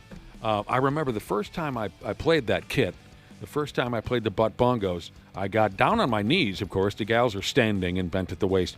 I got down on my knees, and the first thing I said was, if anybody farts, I'll kill him. But I developed quite a... I think I was kind of the Neil Peart of that operation, Josh. Neil Peart. Oh, it was impressive, yeah. People are saying it's on YouTube. You can watch you do the butt bongos on YouTube. Delete that. Yeah, that probably should go away at this point. You mentioned your youngest kid is going as Cookie Monster. Andrew DePaola, did you ever hear Cookie Monster when he sang Take Me Out to the Ball Game? I thought that was one of the best ever. No. Randy, you remember that when Cookie Monster sang Take Me Out to the... I don't, but I have to laugh because Andrew's 2 children are dressed the same as my 2 grandchildren. They're going as Princess Elsa and the Cookie Monster. Oh, wow. Okay, so I've seen what's the up? outfits already, and they're hilarious. You guys are copycats. My son is also going as Cookie Monster. Well, you guys got to help me out on this. Is this a new thing that 1-year-old and 2-year-old kids are going trick-or-treating? I don't remember that. Oh, no. I'm just going with the kiddo as... Oh, well, yours is like because 2 other months people old. are going Yeah, you're going with other trick-or-treating. kids. Yeah, so he's just coming along. Honestly, I hate to sound like a total moron, but can a 2-year-old eat a candy bar? I have no idea. Yeah, absolutely. If the They parent can. wants them, lets them, yeah. They can? Okay, good. They got teeth and stuff. Ashley, do you mind telling everybody the picture you sent me yesterday? Oh, yeah. I put my baby in a pumpkin. It was the cutest thing ever. Looked like the thing was so stuck cute. in there. Yeah, It did get stuck in there. He did get stuck, and I felt so bad. And then, Dad had to carve him out of the pumpkin. Just gets the saw out. Yeah. Be careful, kids. Suck in. Yeah, and my husband's sitting there like, we should have done this. Was this really worth it? And I'm like, yes, it was. You cut the top off of a pumpkin and then put a baby in it? Yep, and put, some leg holes so he had some room. It's cold and slimy in there. Oh, I put a blanket in there so he didn't get all the pumpkin I bet it goo on wasn't him. Mom, too. He's used to it. Yeah, he likes that. It's comforting. Oh, God. It was the cutest thing. I suppose maybe Josh says, just a couple months ago, he lived in Yeah, pumpkin. cold and slimy, I think is the reference that Josh was making. So, Randy, are you joining this operation, trick-or-treating with the I grandchildren? am not. I have to work tonight with high school football. So Josh is showing me a picture of the baby and the pumpkin. Is that awesome? I like the dog in the background going, hey, wait a minute. I used to be the center of attention around here. You're working high school football tonight. Yep. So I won't be available. Well, thanks for joining us here on Halloween, Andrew DePaola. You know any scary stories? Like true scary stories? Yeah. True. Oh, even better if they're true, yeah. No, I don't. Nothing from your neighborhood growing up? Was there like a house in your neighborhood that your parents told you not to go near? Was there anything like that? No. We had one. My neighborhood wasn't that cool. We had one, too. Yeah. Did everybody else here have one? Yeah. Yes. There was actually two in my neighborhood, but... It was just one, and she's kind of... I referenced her not too long ago, and people who also grew up in South Minneapolis texted in and said, still there. It's the same thing. Is this the one that used to flash you? Well, not just me, everybody.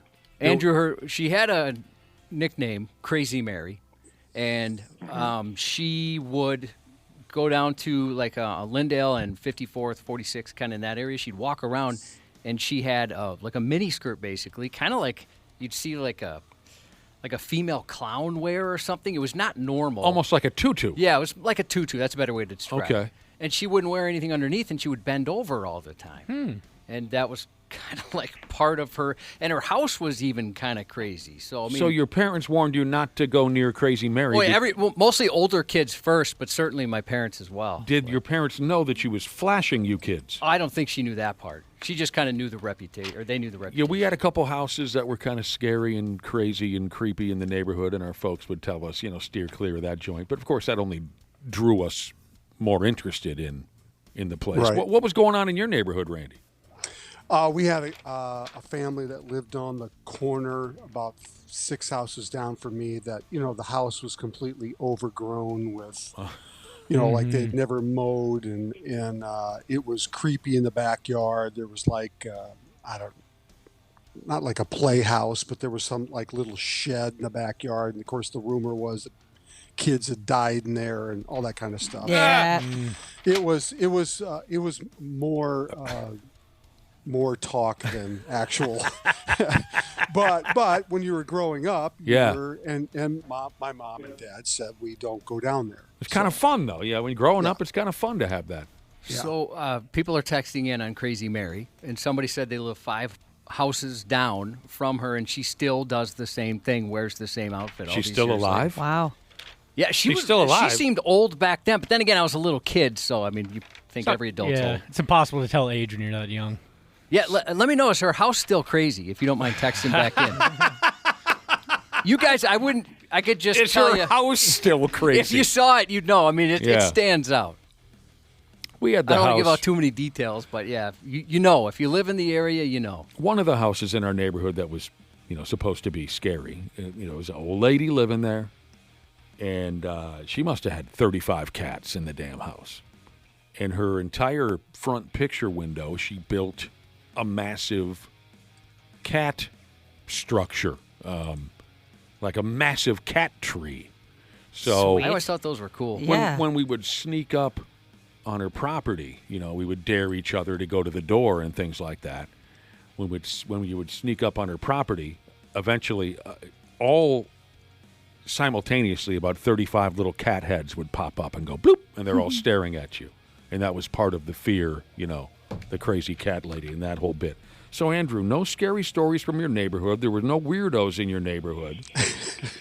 I forget. I'm sure there were weirdos in my neighborhood. It was just like we didn't hear of them, or my parents did a good job of not letting us hear about them. Well, how about this to try to get the Halloween thing going? How about this? You ever killed a man? Just in video games. Are you excellent in video game kills? What's the game? GoldenEye. Oh, great game! Dude, That's nice. yeah, definitely. Like you said, that's a classic. So you're an old school guy.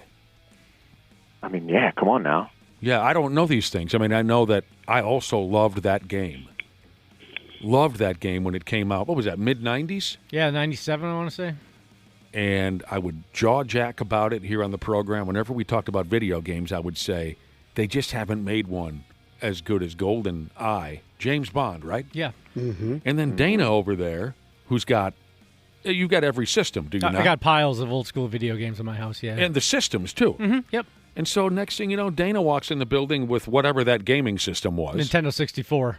And he had a spare copy of GoldenEye, and I became obsessed with it all over again.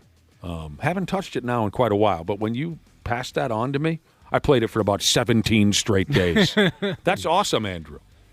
That's fun. It was a lot of fun. So is that your thing then? You stick with the old school type video games, or you play the new ones too? I haven't played the new ones.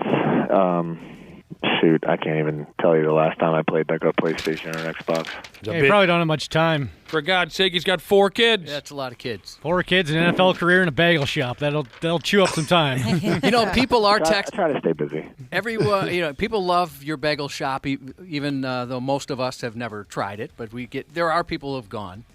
They want to know if you're having any Halloween specials at your bagel shop. Anything you know of? Is that part of your responsibility? No, but we're doing like the typical like pumpkin spice bagel, pumpkin spice coffee. So you'll be doing some of that stuff. Yeah. We try to stick with the theme of what's going on. You have to. Do you know, has there been, has your family told you, there were some listeners from Minnesota that stopped out to say hello, or Vikings fans from Minnesota? Oh, yeah. We get a handful. We certainly get texts from people saying, hey, I was there. I went and saw it. Mm-hmm. A lot of times, too, like I'll get like tagged on like X, and it'll be like a picture of my shop and be like, stopped in at Depot's Bagel Shop. And I'm like, if it's in the off season or in the summer, I'm like, well, shoot, say hi. I'm a friendly guy. But, so other times it'll be like when I'm not there and I can't say hi. So, but if you do go, let me know, and I'll come say hi. It's very nice of you. Here's an idea from a listener. After the season is over, we sit Depot down. We get a babysitter. We get the kids away from them for 20 minutes, for God's sake, finally, right? We get a babysitter for Depot. We sit them down, and we put them against Dana in a 93X James Bond GoldenEye tournament. Yes. That'd be awesome. Dana, what game could he not? Donkey Kong? What's the game he could not beat you at, you think? Well, the original Donkey Kong arcade game for sure, definitely. But are you good at James Bond? Yeah, I'm good. I'm not in practice, but yeah, I could. I think I'd kind of like riding a bike, I'm guessing. That would be pick it back up quickly. Very exciting. Hey, no warm-ups, no practice. Okay, that's fine. We'll keep both of you. You have to stay in a hotel room together for 4 days beforehand or something to keep an eye on each other, so neither one of you are practicing. Yeah, it'd be great if in the off season. If you want to come in and do that, Andrew, that'd be awesome. Let's set it up. Yeah, let's set it up. And to mimic something we're going to be talking about here in a few minutes, the winner gets a trip to the big game. Do you ever go, Depot? Do you ever go to the Super Bowl? Do you get free tickets? I don't even know how that would work if you're not in it. So each player is allowed to buy 2 tickets, and then if you make the Super Bowl, you can buy 13 more tickets. So the 2 teams that go, each player can buy 15 tickets. Geez, half the crowd is friends and family of the ball players. Is it expensive for even you? No, we buy the tickets at face value. Okay, not terrible then. We know you got It's not that bad. Not that bad for a guy like him. We know you got to get going, Andrew. Before you do, though, you got anything to say about all this noise going around about your ball club here these days? The noise going around, man. I mean, you guys should know by now. Like, I don't hear or listen to the noise. I'm not I don't have a huge presence on social media, and I haven't watched the news, and I couldn't tell you how long. So I couldn't really tell you what noise you're referencing, but. That's just the way it goes. When you're winning and doing well, everyone wants to tell you how good you are. And then when you're not winning, everyone wants to tell you how bad you are. It's just, up and down. It's cyclical, and you got to ride the waves. We're focused on what's going on here and how we can continue to get better and get a few more wins here. But, that's all I'm focused on, really. I haven't heard it's mostly anything going on. Almost all about your quarterbacks. is what people are upset. And the fact that they believe Carson Wentz is on death's door. No. Dude, he's one of the greatest guys, man. I'll tell you what. We're going to miss him. Just an awesome dude. Yeah. We're going to miss him. Yeah, say something nice in his eulogy. Oh. Some of the memes are kind of funny if you get a chance to see those. Yeah, they are. That poor guy. Andrew, good luck in Detroit this weekend. We always appreciate your time. Detroit, I like that. Thanks, guys. I appreciate it. Great talking to you. And have a nice night trick-or-treating. See you, Andrew. Yep. There he goes.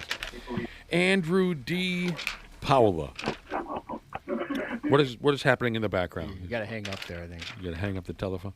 The Purple Pick'em Challenge is brought to you by Xfinity, your home field advantage. Get all your football all in one place. Purple Pick'em is also brought to you by Dickey's Barbecue Pit in Eagan.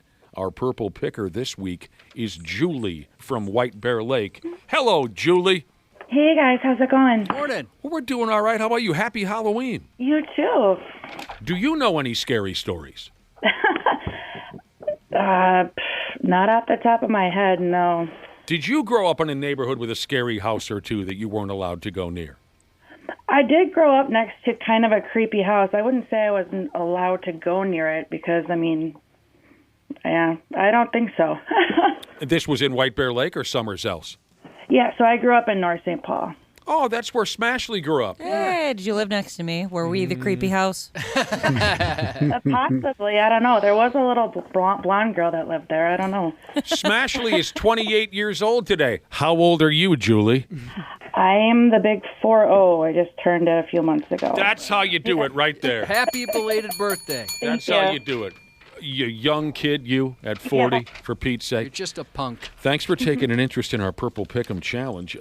What the hell do we need from Julie? We need your prediction for this Sunday's game, the halftime score. So I'm going to say Minnesota 6, Detroit 17. Ooh, that's a little bit of a lopsided first half. What about once she's all said and done? Yep. So at the end, I'm unfortunately going to say Minnesota 19, Detroit 31. Oh! I know I'm going to get backlash, but I don't know. I don't know if you are. Yeah, you're being realistic. Yeah, you're not going to get backlash. I don't think you're going to. Well, do you have friends and family who are hardcore fans and they might, be pissed at you for saying such a thing? I mean, possibly, but I feel like this year they haven't given many high hopes. They're kind of a depression trigger this year, Minnesota has. And they're not the Dolphins. I mean, it's the Lions. True. A depression trigger. That's a interesting way to put it. Yes. What are you doing for Halloween night, Julie? So hopefully, if it doesn't rain, have a bonfire, have a couple drinks, pass out some candy, and don't scare the kids too bad, I guess. Drinking around a bonfire, she says. See, these are the gals I've been telling you about, Josh. These North St. Paul gals. Yeah. These are the gals I've been trying to push you towards. Yeah, you warned me about this. Drinking at a bonfire on Halloween night. Thank you very much, Julie. Have a great weekend. You too. Thanks, guys. You're welcome. Bye. If Julie is correct on either the halftime score or the final, she'll win $1,000. If she gets them both right, $100,000. It's a lot of friggin' money. I know. And a trip to that big ball game at the end of the season. So Depot says he doesn't hear the noise. Well, okay, I get it. Here are some descriptive words, I suppose. How should I say this? Here are some words used. I read them just yesterday. Here are some words that were used by members of the media, folks who run sports websites. These are the words they use to describe the Minnesota Vikings in their current state. Underlying tension. Internal strife. We know a thing or two about that, don't we? Yeah. It's a friggin' battle every day around here, Randy Shaver, with the internal strife. A fractured locker room and a show. Those are just 4 brief descriptions that people used to describe the... And all 4 can be easily remedied by a victory. So at this point, I understand everybody's frustration with the way the Vikings have played. But if McCarthy comes back and they play better, I think all of that gets pushed aside. Oh, yeah. You beat Detroit this weekend? Yeah. And you beat them with J.J. McCarthy contributing to the victory? Totally different spin job. It's still so early in the season. I mean, it is. We're like halfway through. Aren't they halfway through the season? Well, but even halfway through, you've got yourself. Look at Baltimore. They won again last night. They're now 4-5. Lamar is back. They very easily could make the playoffs of the AFC.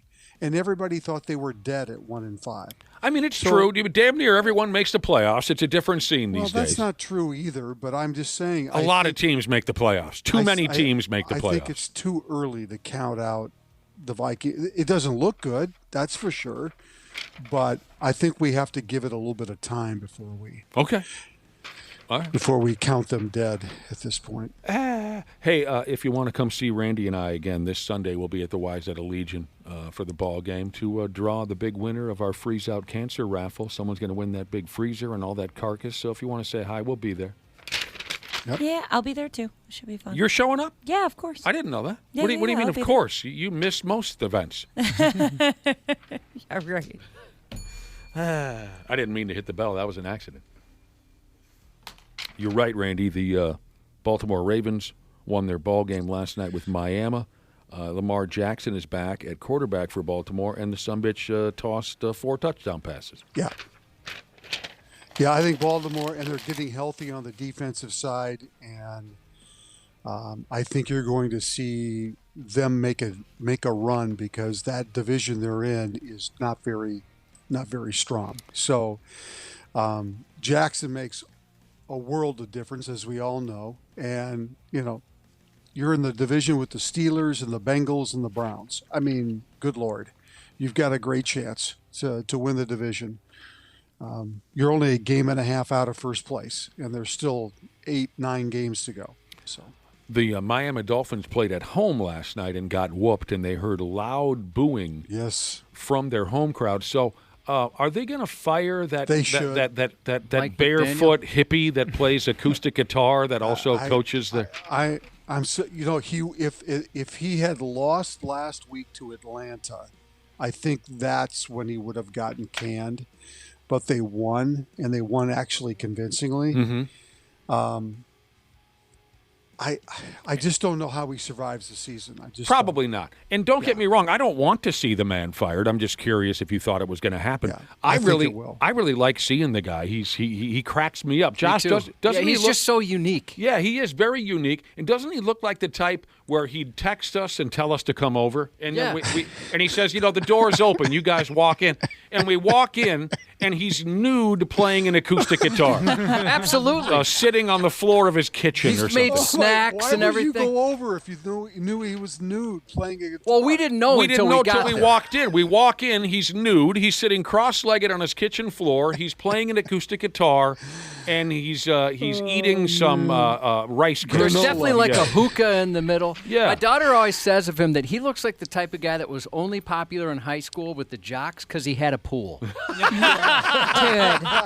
that's perfect. And that is a perfect description of him. Yeah. Oh my he just does not match up to what you think a football coach would be. No, he does not. I guarantee, if he is at home, he is nude. I'm sure you're right. Back to the high school thing about him being the kid with the pool and was popular for that. I bet he was also popular because he had like a perfect spot-on fake ID that he could use. Get everybody booze. Yeah, it sounded like, unfortunately, he had a problem there for a while. Oh, that's right, he did. Yeah. Who had a problem with what? Mike McDaniel with drinking. Oh. It was pretty well publicized. Oh, I'd never heard a word about it. Luckily, he kicked that and was able to get things under control. Well, for Pete's sake. Home game tomorrow afternoon for the Golden Gopher Football Club. They play Michigan State.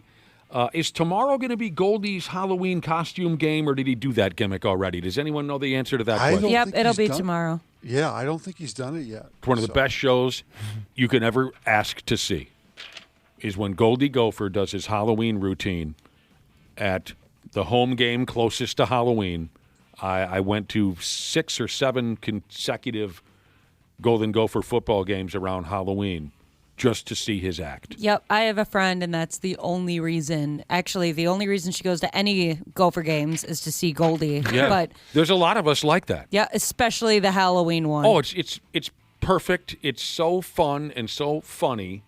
I'm a massive Goldie Gopher fan. You know that. The best I ever saw, Josh, out of all the times I went to the Golden Gopher Halloween game, is he's walking along the sideline, and suddenly he falls perfectly flat on his face, like tips over, like Ric Flair did back in the day. Didn't put his arms out. He falls flat on his face, and suddenly he's a semi-truck. Oh, that's the best one. The Transformer? Yes. Yes. And then the semi-truck is traveling along the sideline. I love him so much. I love those Transformers costumes. A few years ago, we went and watched him play Wisconsin, and it was a big game. I think this is when, who was the bald kid that played quarterback here for 10, 12 years? Tanner Morgan it's back in that time period, right? They're playing Wisconsin. This is the biggest game of the year. And in the third quarter, my buddy nudges me and says, I got to be totally honest with you. I haven't watched any of the game. I've been watching Goldie Gopher the entire time. You got high school football section finals, Randy. That's correct. Winners tonight go to state. The winners tonight, we will see them on television around Thanksgiving. The week before, yes. Right. These are the teams that we'll see on television. Who wins tonight? Okay. Well, they still have to win 2 more games, but yes. Well, so then you win tonight. You make the state quarterfinals. Oh, I thought this was the final. Oh no. All right, forget it then. Just friggin' forget it. The Pigs aren't getting it done. No, they're not.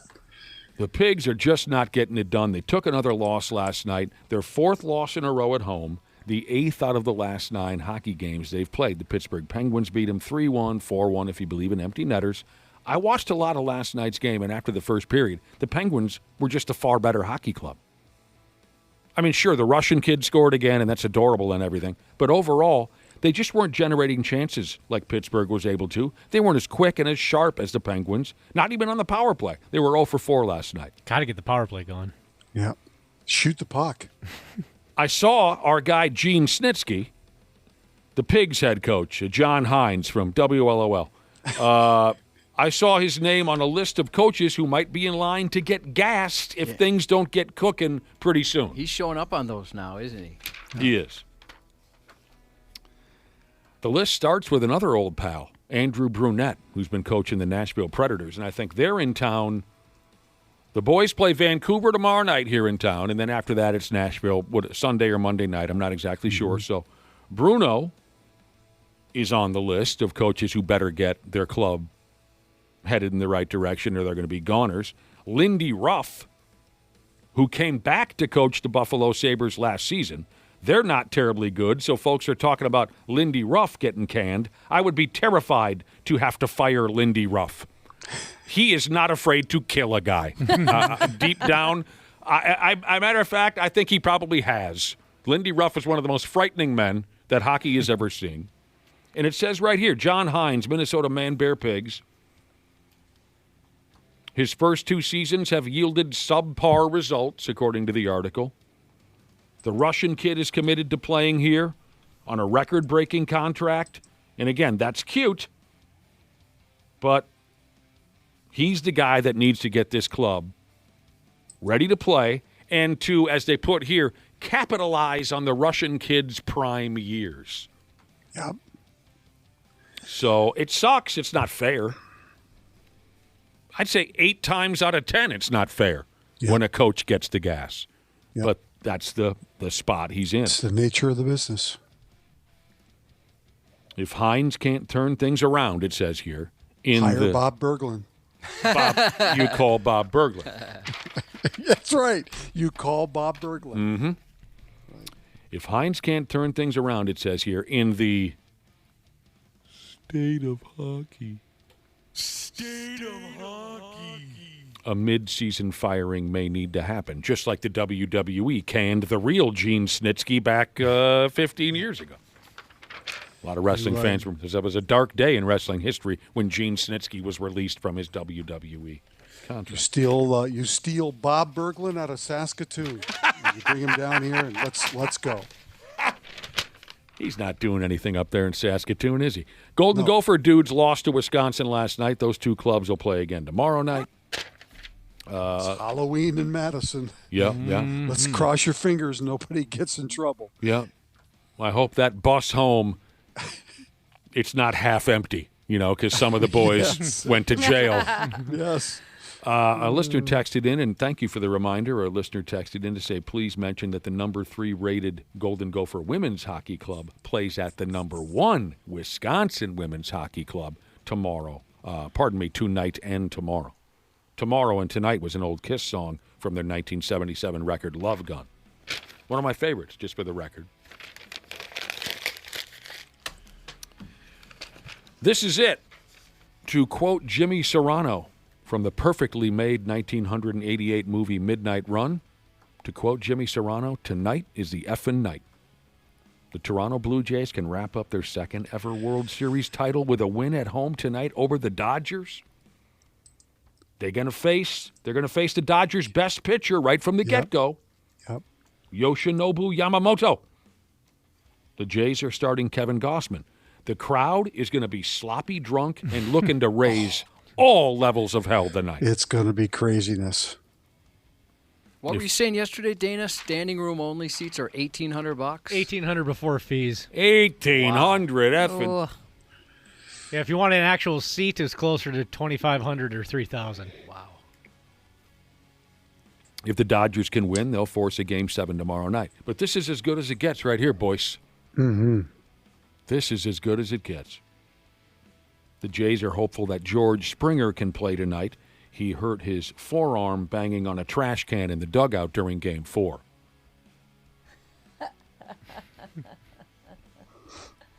Too much time's gone by, hasn't it? Yes. Yeah, yes. Okay. All right. Too much time. Ashley, thank you, Ashley. But you're in a great mood because it's your birthday. Yeah. Happy birthday again. I'm going to keep Thank you. I'm going to keep this George Springer trash can joke, and I'm going to make a note. Too much time has gone by.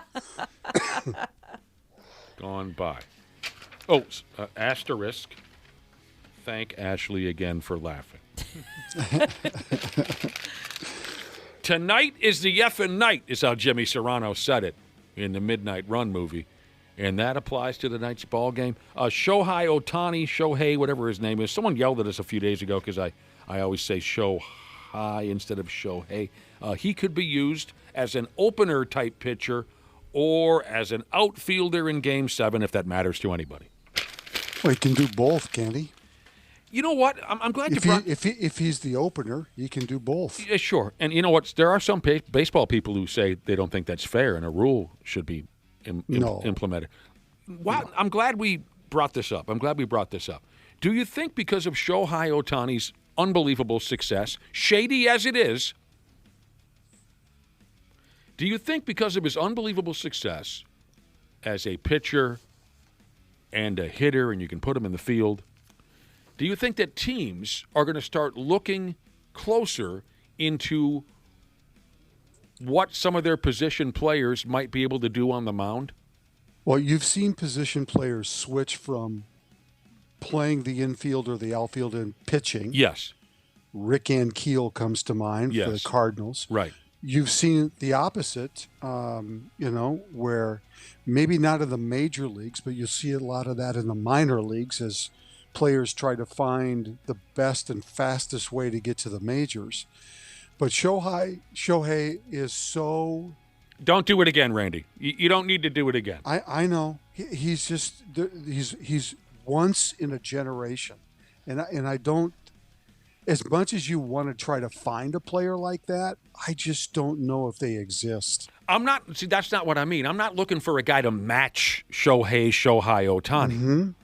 Because that probably, as shady as his career has been, that's probably impossible. What I'm saying is just seeing more guys, more ball players. Try to do both? Yeah. Because, look at a guy like Matt Wallner, the right fielder for the Twins. That dude could throw a baseball through a brick wall. You know what I'm talking about? But it doesn't mean you can pitch, though. But it doesn't mean you can't. True. It doesn't mean you can't. Right. Look for this, maybe. I'm making a call. Look for this. Look for some more outfielders and infielders to maybe be grilled a little more over spring training. Like, hey, dude, don't you think you could eat up a few innings? Let's teach you how to throw this ball. Let's teach you how to throw this pitch. This might open some doors, because I'm going to use Matt Wallner again as an example. If that guy could learn a couple of off-speed pitches, you're telling me he couldn't pitch 6-7 innings? There's no way you could talk me out of that. You're right. It doesn't mean you can pitch, sure, but it also sure as hell doesn't mean you can't with some practice and some coaching. So, I think in order to be that good at the major league level in both of those, though, you need to be doing that in the minor leagues as you work your way up. You just can't start it like right now. Probably a long shot.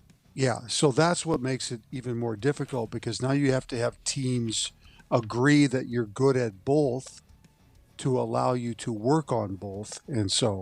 And you have to be willing to put in that kind of time, knowing that if you're taking away from your hitting because you're working on your pitching, you may not make it to the majors. Right. So it's a slippery slope. It's a steep hill to climb. All that.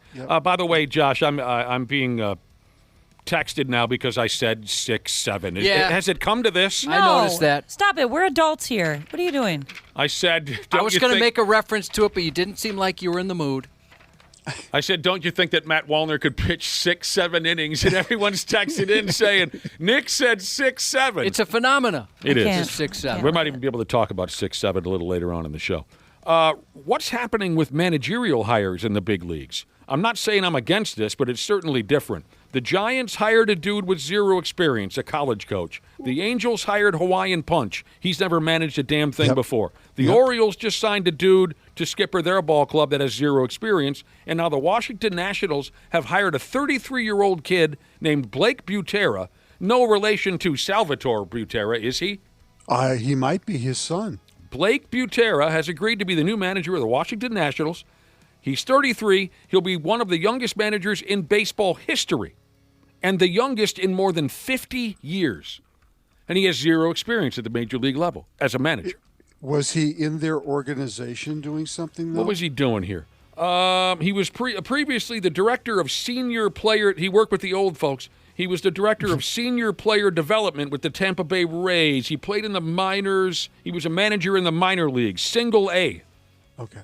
And now he's a big league manager. Yeah. Last, would you rather have this or them just hiring the retreads? Yeah. I like the retreads. Yeah. I like watching baseball and saying, "Holy balls, Bud Black is still a manager." I like the old guys. I do. I have a preference for the older guys.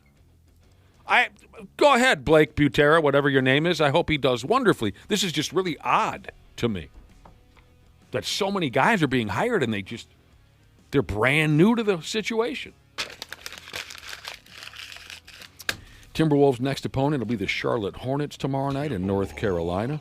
Oh, by the way, their starting point guard, LaMelo Ball, has been fined by the National Basketball Association over an obscene gesture he made on the floor during Tuesday night's game against the Miami Heat. Ball drove the lane. He was called for a charge. And then right after the call was made, he turned and gave the ref the finger. Oh, wow. This is up on 93x.com. LaMelo Ball is credited as kind of making that 6'7" thing big. Speaking of LaMelo Ball and 6'7". I remember something about that. Yeah, that's kind of how it got started. From a song and then him. He turned and gave the ref the finger because the ref called a charge on him. That's funny. That is funny. Ref gave him a technical. The NBA called it a violation of league rules. Yeah. He's nuts, isn't he? Isn't he the guy who damn near ran over some kids in his Lamborghini because he's a douche and he drives away from basketball practice at 100 miles an hour because he has to show everyone how large his penis is and everything like that? But look where he came from. Look at his friggin' dad, for Christ's sake. Right. Good player. I wouldn't mind if he came over and played for the team. And his brother is playing for the Cleveland Cavaliers and is their sixth man off the bench and is having a nice season after all the injuries that he's been through. So they're both back playing. Yeah, they're good players. Victor Wembanyama scored 20 MVP season. He's not going to be the MVP. They're going to give it to that friggin' Canadian kid from Oklahoma City again for doing nothing.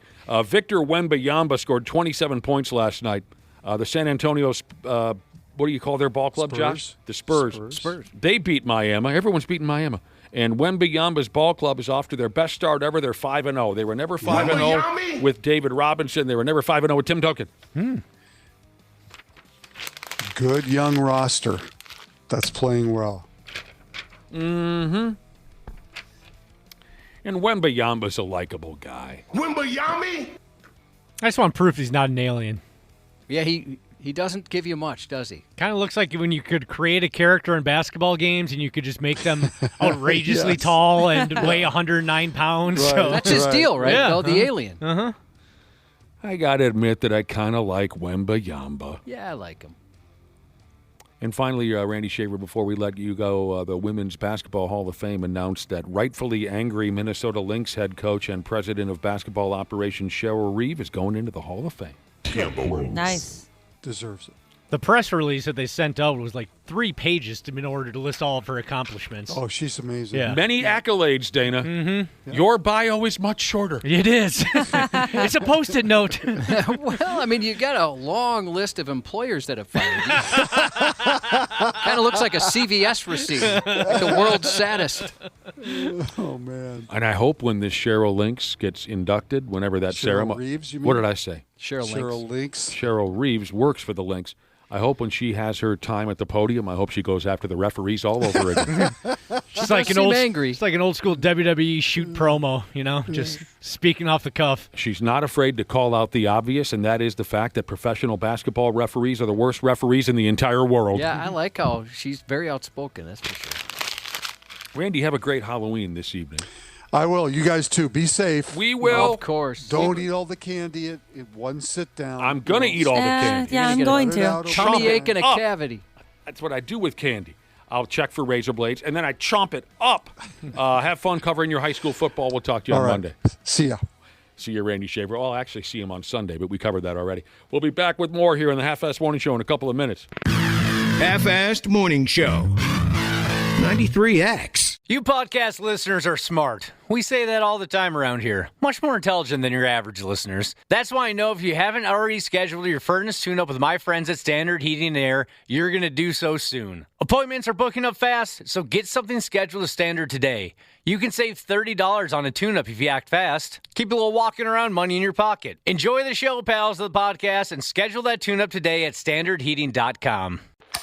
Next Roll is a groundbreaking podcast created and executive produced by Vernon Davis. This is where we talk about reinvention. The series explores the transformative journeys of athletes, artists, comedians, and entrepreneurs. They don't just stop here. They just keep going. Next Roll isn't about what's next. It's about why they do it, how they overcome fear, and the resilience it takes to keep evolving at the highest level. That's what it's all about. Stay tuned. Next Roll with Vernon Davis. Follow and listen on your favorite platform. 93X, the home of the Half-Assed Morning Show. I'll be damned. My goodness. We wish everybody and all of y'all a happy Halloween. We do, and we appreciate you listening to the 93X Half-Assed Morning Show as we're checking in here at 8:32. And it's also Ashley's birthday, so act accordingly. Yeah, and thank you again to all the listeners that have texted in and said happy birthday. I appreciate it. Our listeners are always very active when we have a birthday. Agreed. They jump on the text machine and, yeah. It makes it special. And I also want to thank the gentleman who thought it was my birthday and wished me a happy birthday on Ashley's birthday. I thought that was... Truthfully, it made my day. It was very cute. Folks were texting in because I said 6'7" during our conversation with Randy Shaver 10, 15, 20 minutes ago. I said 6'7" in discussing baseball, and everyone pounced on it.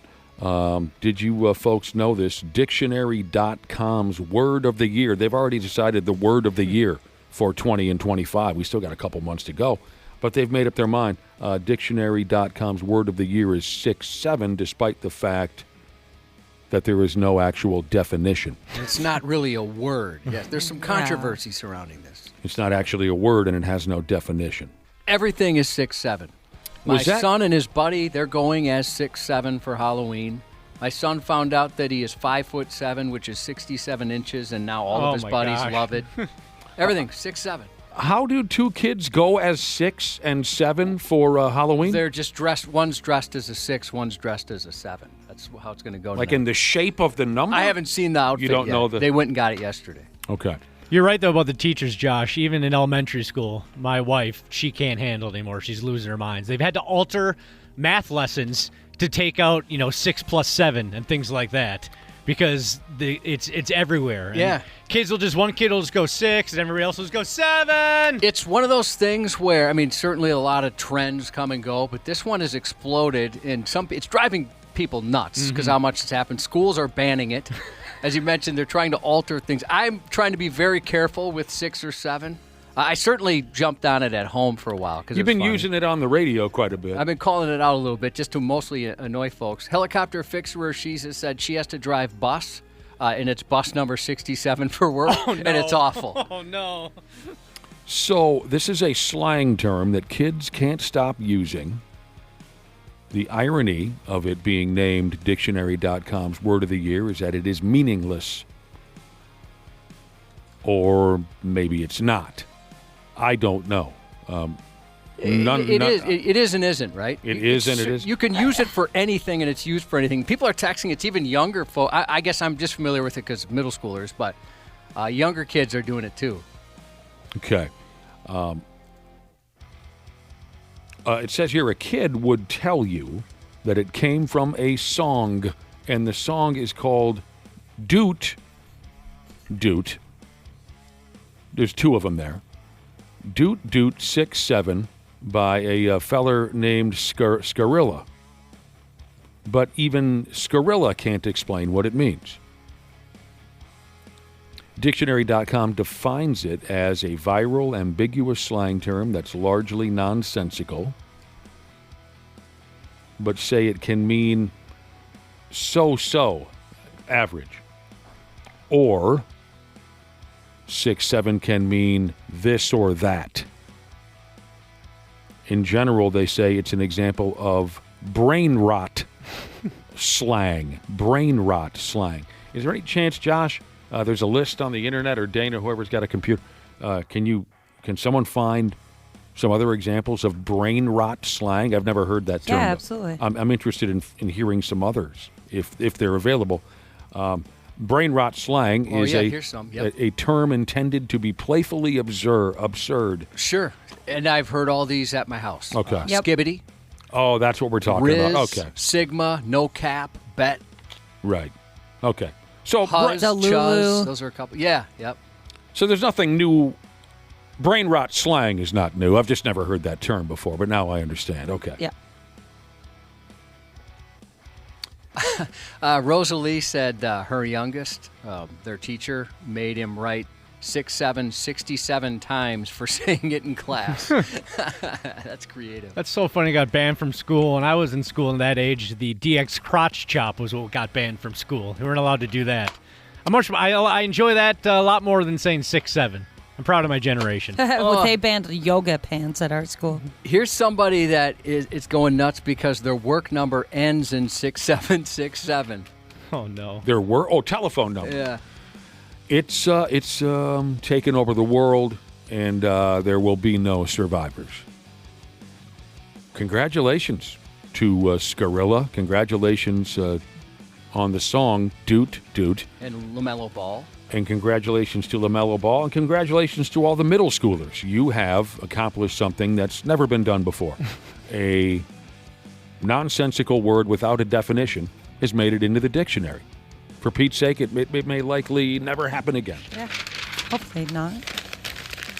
This one stuck around for a while, and you got to do the hand motion, too. Yeah, I don't see, that confuses me because when I see that hand motion, I think of boobs. So when they do that, I'm like, what? Because you're like, 6-7. That's kind of the hand I've never motion, like seen juggling. you do that. I've never seen you add that into it. Well, so I'm too lazy usually. It's the body motions you're making. It looks like you're juggling. Yeah. Okay. My wife also told me the kids in her class that are obsessed with it, they all are, in her second grade class, they say she says they use this inflection. They go, 6-7. Yeah, they do a few of those. That's one. Mm-hmm. Speaking of numbers, many years ago, I called the phone company because I wanted to change my phone number to 47 blank F. The F word. Oh, yeah. And it was already taken. I don't know, Josh, I think this stemmed from a conversation we had at work. This is a long time ago, but I think we were talking about changing our phone numbers to a dirty word. And I actually went through with it. I called the phone company, and I said, I want the last 4 digits of my number to be the F word. So when someone asks me my number, I can say it's, 47 blank. This is before area codes had to be included. 47 blank F. And they said, sorry, already taken. It was very disappointing. I'm sorry. When Google first came out with where you could just go online and pick a number, do you guys remember that? Are you No. Are you too young for that? What do you mean you could go online and pick a number? So you could have a Google number and as an alternative to your regular number. So if I gave you this number, it would forward to my phone. And I had a friend that got the F word because he was an early adopter to it. You dial I tried. I entered a bunch of different combinations. I never could get anything I wanted. And if I remember right, I'm sure somebody could clear me up on this. I thought you could even put in just a word and say, I want this somewhere in the number, and it would generate some number options for you. I bet the very first number picked when this whole thing came out for the Google numbers was 420-6969. Oh, I'm sure that was on there. Bet that was one of the first few taken. I don't understand this. You're calling Google? No, Google would provide a phone number. So if I gave you that number, it wouldn't be my regular number. You'd call that and it would forward to my phone. And so you could pick a number. Like a lot of people who would use their phone for business might use it, and that kind of thing. It was free for a long time, and then they got rid of it. I'll be damned. All right. We can get back to the Halloween theme here real quick, now that we've covered the 6-7 news. Oh, A-hole Dad Jesus, he said to take a look at the last 4 of his phone number, 6969. Cool. Oh, yeah. Yeah, he said his is way better than that 6-7 crap. I think that's what started our conversation about changing my telephone number to the F word. I think you were telling a story about someone you knew who had 69 in their number. Anyway, that's a long time ago. Back to the Halloween theme. Okay, shout them out to me, the ones that you know. The famous horror movies based on true or allegedly true stories. What comes to mind? Well, Texas Chainsaw Massacre. All right, there you go. The Texas Chainsaw Massacre. Everyone's been talking about the Texas Chainsaw Massacre again, it seems to me, because of the Netflix Ed Gein story. The Texas Chainsaw Massacre is based loosely on the story of Ed Gein. You said Psycho. Psycho, yeah. Oh, I don't have that in front of me. That's that was also supposedly Ed Gein based. His weird relationship with his mom. Yeah. Oh, okay. So the character Norman Bates and his obsession with his mother. I'd never heard that before.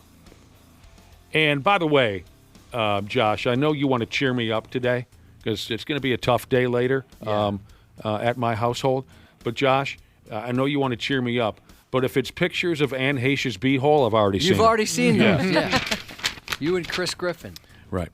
Any others off the top of your head? Famous horror movies that were based on true or allegedly true stories? The Exorcist? The Exorcist, yes. Oh, really? Gremlins.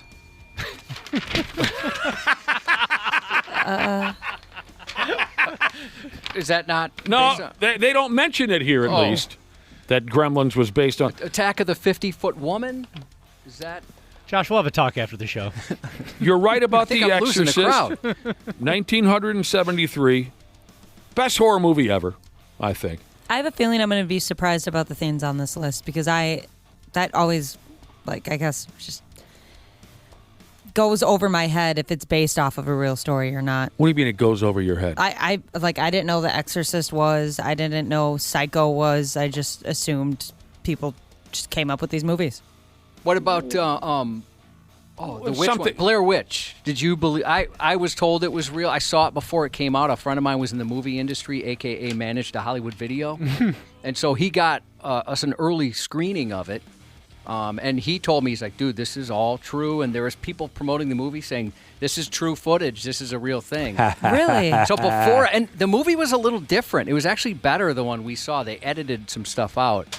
But I bought it, and I was creeped out until I found out it was fake. I was pretty disappointed. Yeah, they did a great job marketing that, and I definitely was young enough, and it was kind of pre-internet. There was internet, but not like the internet we have today, so you couldn't really fact-check things that easily. I definitely bought it. Yeah, I did, certainly. It got me. The Exorcist was based on the story of a 13-year-old boy who was possessed by Satan himself. Again, movies based on true or allegedly true stories. The Exorcist was based on the story of a 13-year-old boy. In the movie, of course, it's a 12, 13-year-old female. But just in case you're curious, this 13-year-old boy from the allegedly true story who was possessed by Satan, and it almost killed everyone in the neighborhood, he grew up to have a completely normal life as a NASA engineer. Wow, it's pretty sweet. Smart Thanks, guy, Satan. I know, and I'm not joking this time around, Nightmare on Elm Street, I heard, was based on a true story. Yes. One of the worst wastes of time. That series is so terrible. But Josh is correct. Wes Craven wrote the movie A Nightmare Near Elm Street after hearing a story about a kid who had terrifying nightmares and ultimately died in his sleep. Yeah. Yeah, now that I'm reading it out loud, I do remember that. Scream. That was based on a real killer. What? Yeah.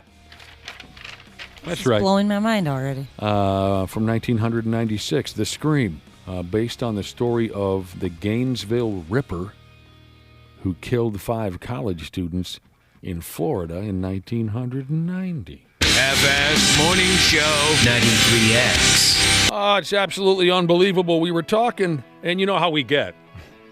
We get to talking. A couple of yentas around here.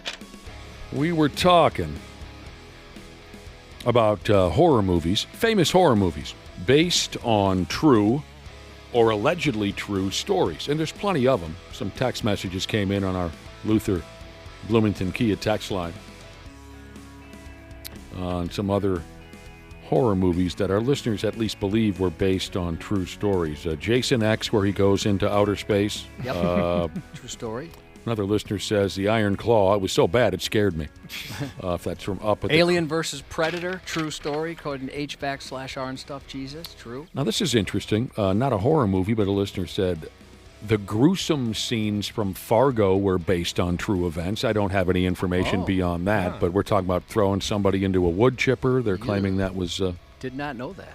I know that after watching the movie The Strangers, which we've talked about many times on the show, I Googled that to see if that was based on a true story. I was praying it wasn't because it was so creepy. Great movie. Yeah, it is a great movie. And turns out it was, that there were some events that whoever wrote the movie had seen in the news and decided to make a movie that was kind of based on those events. It says here, Cubby, The Strangers, based on 3 separate real-life incidents, including the Manson family murders. So here are the rest of the movies. Famous horror movies that were based on true or allegedly true stories. What didn't we cover yet? We didn't say anything, I don't think, yet out loud about the Amityville Horror. Oh, yeah, that text is coming in quite a bit. And the story here, the article says, if that house was so haunted, why haven't any other occupants had trouble? Good question. I loved that movie as a kid, but it certainly appears like it was 100% silliness. But absolutely, the Amityville Horror movie series. I thought the remake was okay. Oh, with Ryan Reynolds? Yeah, I love Ryan Reynolds. I thought that was okay also, but I love the original. The Conjuring, don't believe a word of it. Annabelle, don't believe a word of it. But those movie series were based on supposedly true events. The Exorcism of Emily Rose, I've heard that said. I missed that one. Anybody watch that? No. Never even heard of it. Never saw it, but I've heard if you want to be scared, that's a good one. Haven't tried it. Oh, you have heard good things? Yes, I really haven't heard anything. Maybe I'll watch it tonight. It was like a woman died of exorcisms or something? Based on the story of a young German woman who died after nearly 70 exorcisms. Jeez. You think they'd stop after like the 5th. This isn't working, clearly. Danny, your mom can have multiple exorcisms. Is that so? Yeah. Oh, my God. You learn something new every day. You knew. Poltergeist From 1982, it says here no children were sucked into the television, but the story was based on some creepy goings-on in a house on Long Island. Ain't never seen that one either, and I know that's a classic. Just parts that when it showed up on TV, I just saw a couple parts. Saw it the week it came out when I was 11 years old. Haven't seen it since. Oh, when you were 11. That's good for an 11-year-old. Did you like it? It's silly, It's not that scary. Did you think it was silly when you were 11? Yeah, Really? I don't get the poltergeist thing. That I don't get how it makes any top 10 horror movie of all time. It's friggin' silly. Now that's the They're Here. Yeah. Okay, Yeah. I've certainly seen that meme quite a bit. I think, isn't Craig T. Nelson one of your favorites, Josh? I really liked Coach. I thought he was great. Poltergeist, I don't get it. The Right, as we're rolling through horror movies based on true or allegedly true stories. Never heard of The Right. It came out in 2011. Anthony Hopkins is in the mix, He's great. Josh. Yeah. He's going to, at one point or another, he was planning on killing the bear, Anthony Hopkins. I don't think there are any bears coming after him in the movie called The Right. Winchester, also lost on me, 20 and 18. Oh, I liked that quite a bit, actually. I want to see it because that house, right? The Winchester house. I'd imagine it covers all that, Ashley? Yes, it does. Yeah. Is it Mary Winchester? Or am I thinking of Supernatural? That sounds familiar. I got to look that up. Okay. Look it up. It says here Winchester, based on some truth, I guess. It says you can still visit the Winchester Mystery House in San Jose, California. Yes, I am thinking of Supernatural, and I feel a fool. I'd like to see that house. Now, wasn't that the gist that she just kept adding on to this house forever, basically, Yes. and things don't even make sense? Yeah, it's a great movie. Okay, I'm gonna look that up, maybe this weekend. And finally, on this report of horror movies based on truth, or loosely based on the truth, The Birds. Oh, I remember that one. I remember The Birds. America! Have you heard? Brand new dance. It's called The Bird. I think that's different. You don't need no finesse, no personality. You just need 2 arms and an attitude. And everybody sing with me. Come on now. What? Hallelujah. The Bird. I wish I knew what you were referencing. Looks Morris like you're having Day a and the lot of Time fun. is what I'm referencing. Sorry. Morris Day and the mother effing Time. The Birds, a movie from 1963. I remember that being on my television when I was a kid, and my mother would go, "Oh, no." This apparently scared a lot of people in the early 60s. The movie did. And it's based on a real episode from 1961 where hordes of black seabirds started slamming into cars and windows and into people's homes, and the birds would die. And the behavior was caused by an infection of some sort, a rampant random bird infection. Well, you got dinner at least. I think we're gonna have to get these stickers for one of our windows because it kills birds. Really? Quite often. Yeah. All of a sudden you hear this big boom, and then there's like a falcon or something giant that has just got murdered by our giant window there. Your wife never cranks that one in the house, Josh, when she wants that's a good tune. Yeah. Brothers, don't be cool. Women like it sometimes when you act a fool. Come on now. What?